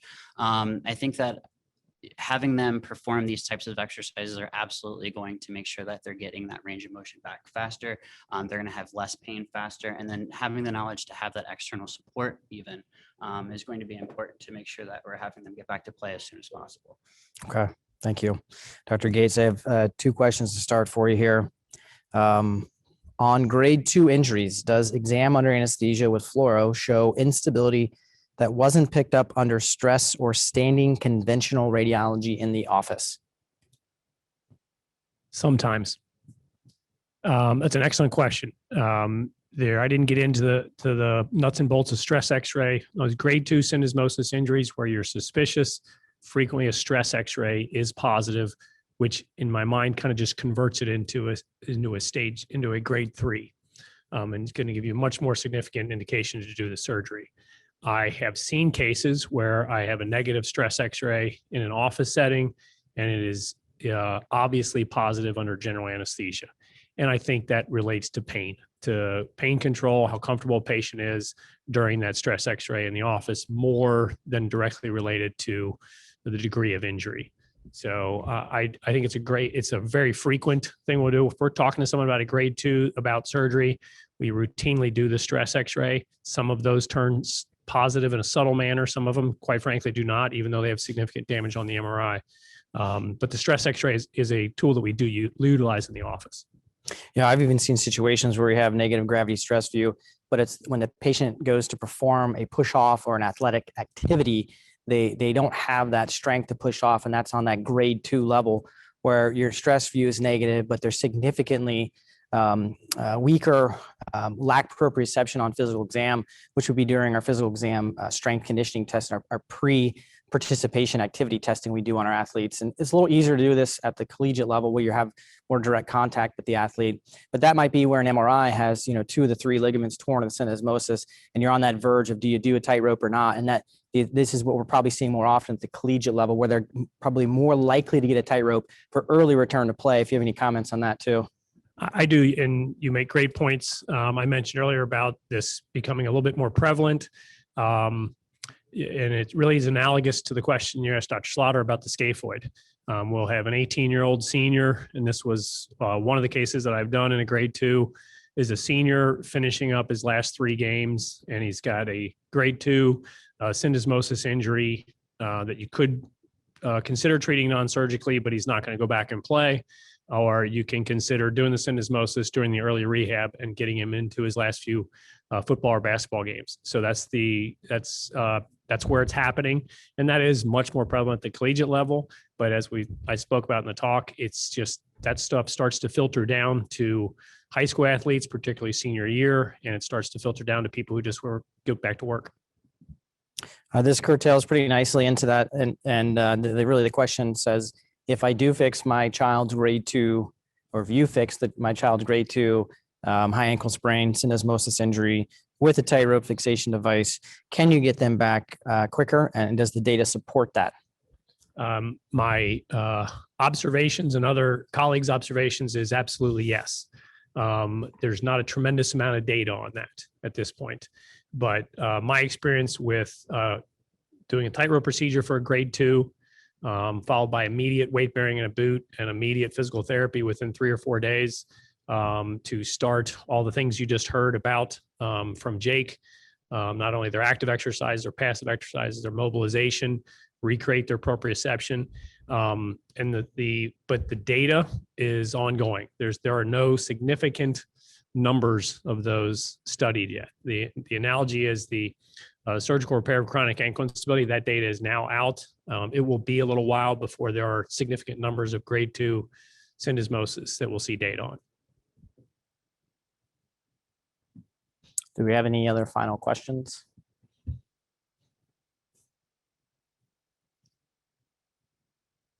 think that might be it for us today. From the Orthopaedic Institute, St. Elizabeth, OrthoCincy, we definitely want to thank everybody for being here and tuning in. We had a excellent series of presenters today. One thing we look forward to is presenting next year. We encourage your feedback. We get a lot of great ideas from our previous surveys. So if there's something you'd like to hear about next year, we're already probably tomorrow planning for the next year. So thanks again for everyone for planning. Everyone have a safe weekend, and we're going to sign off. Take care. Have a great day.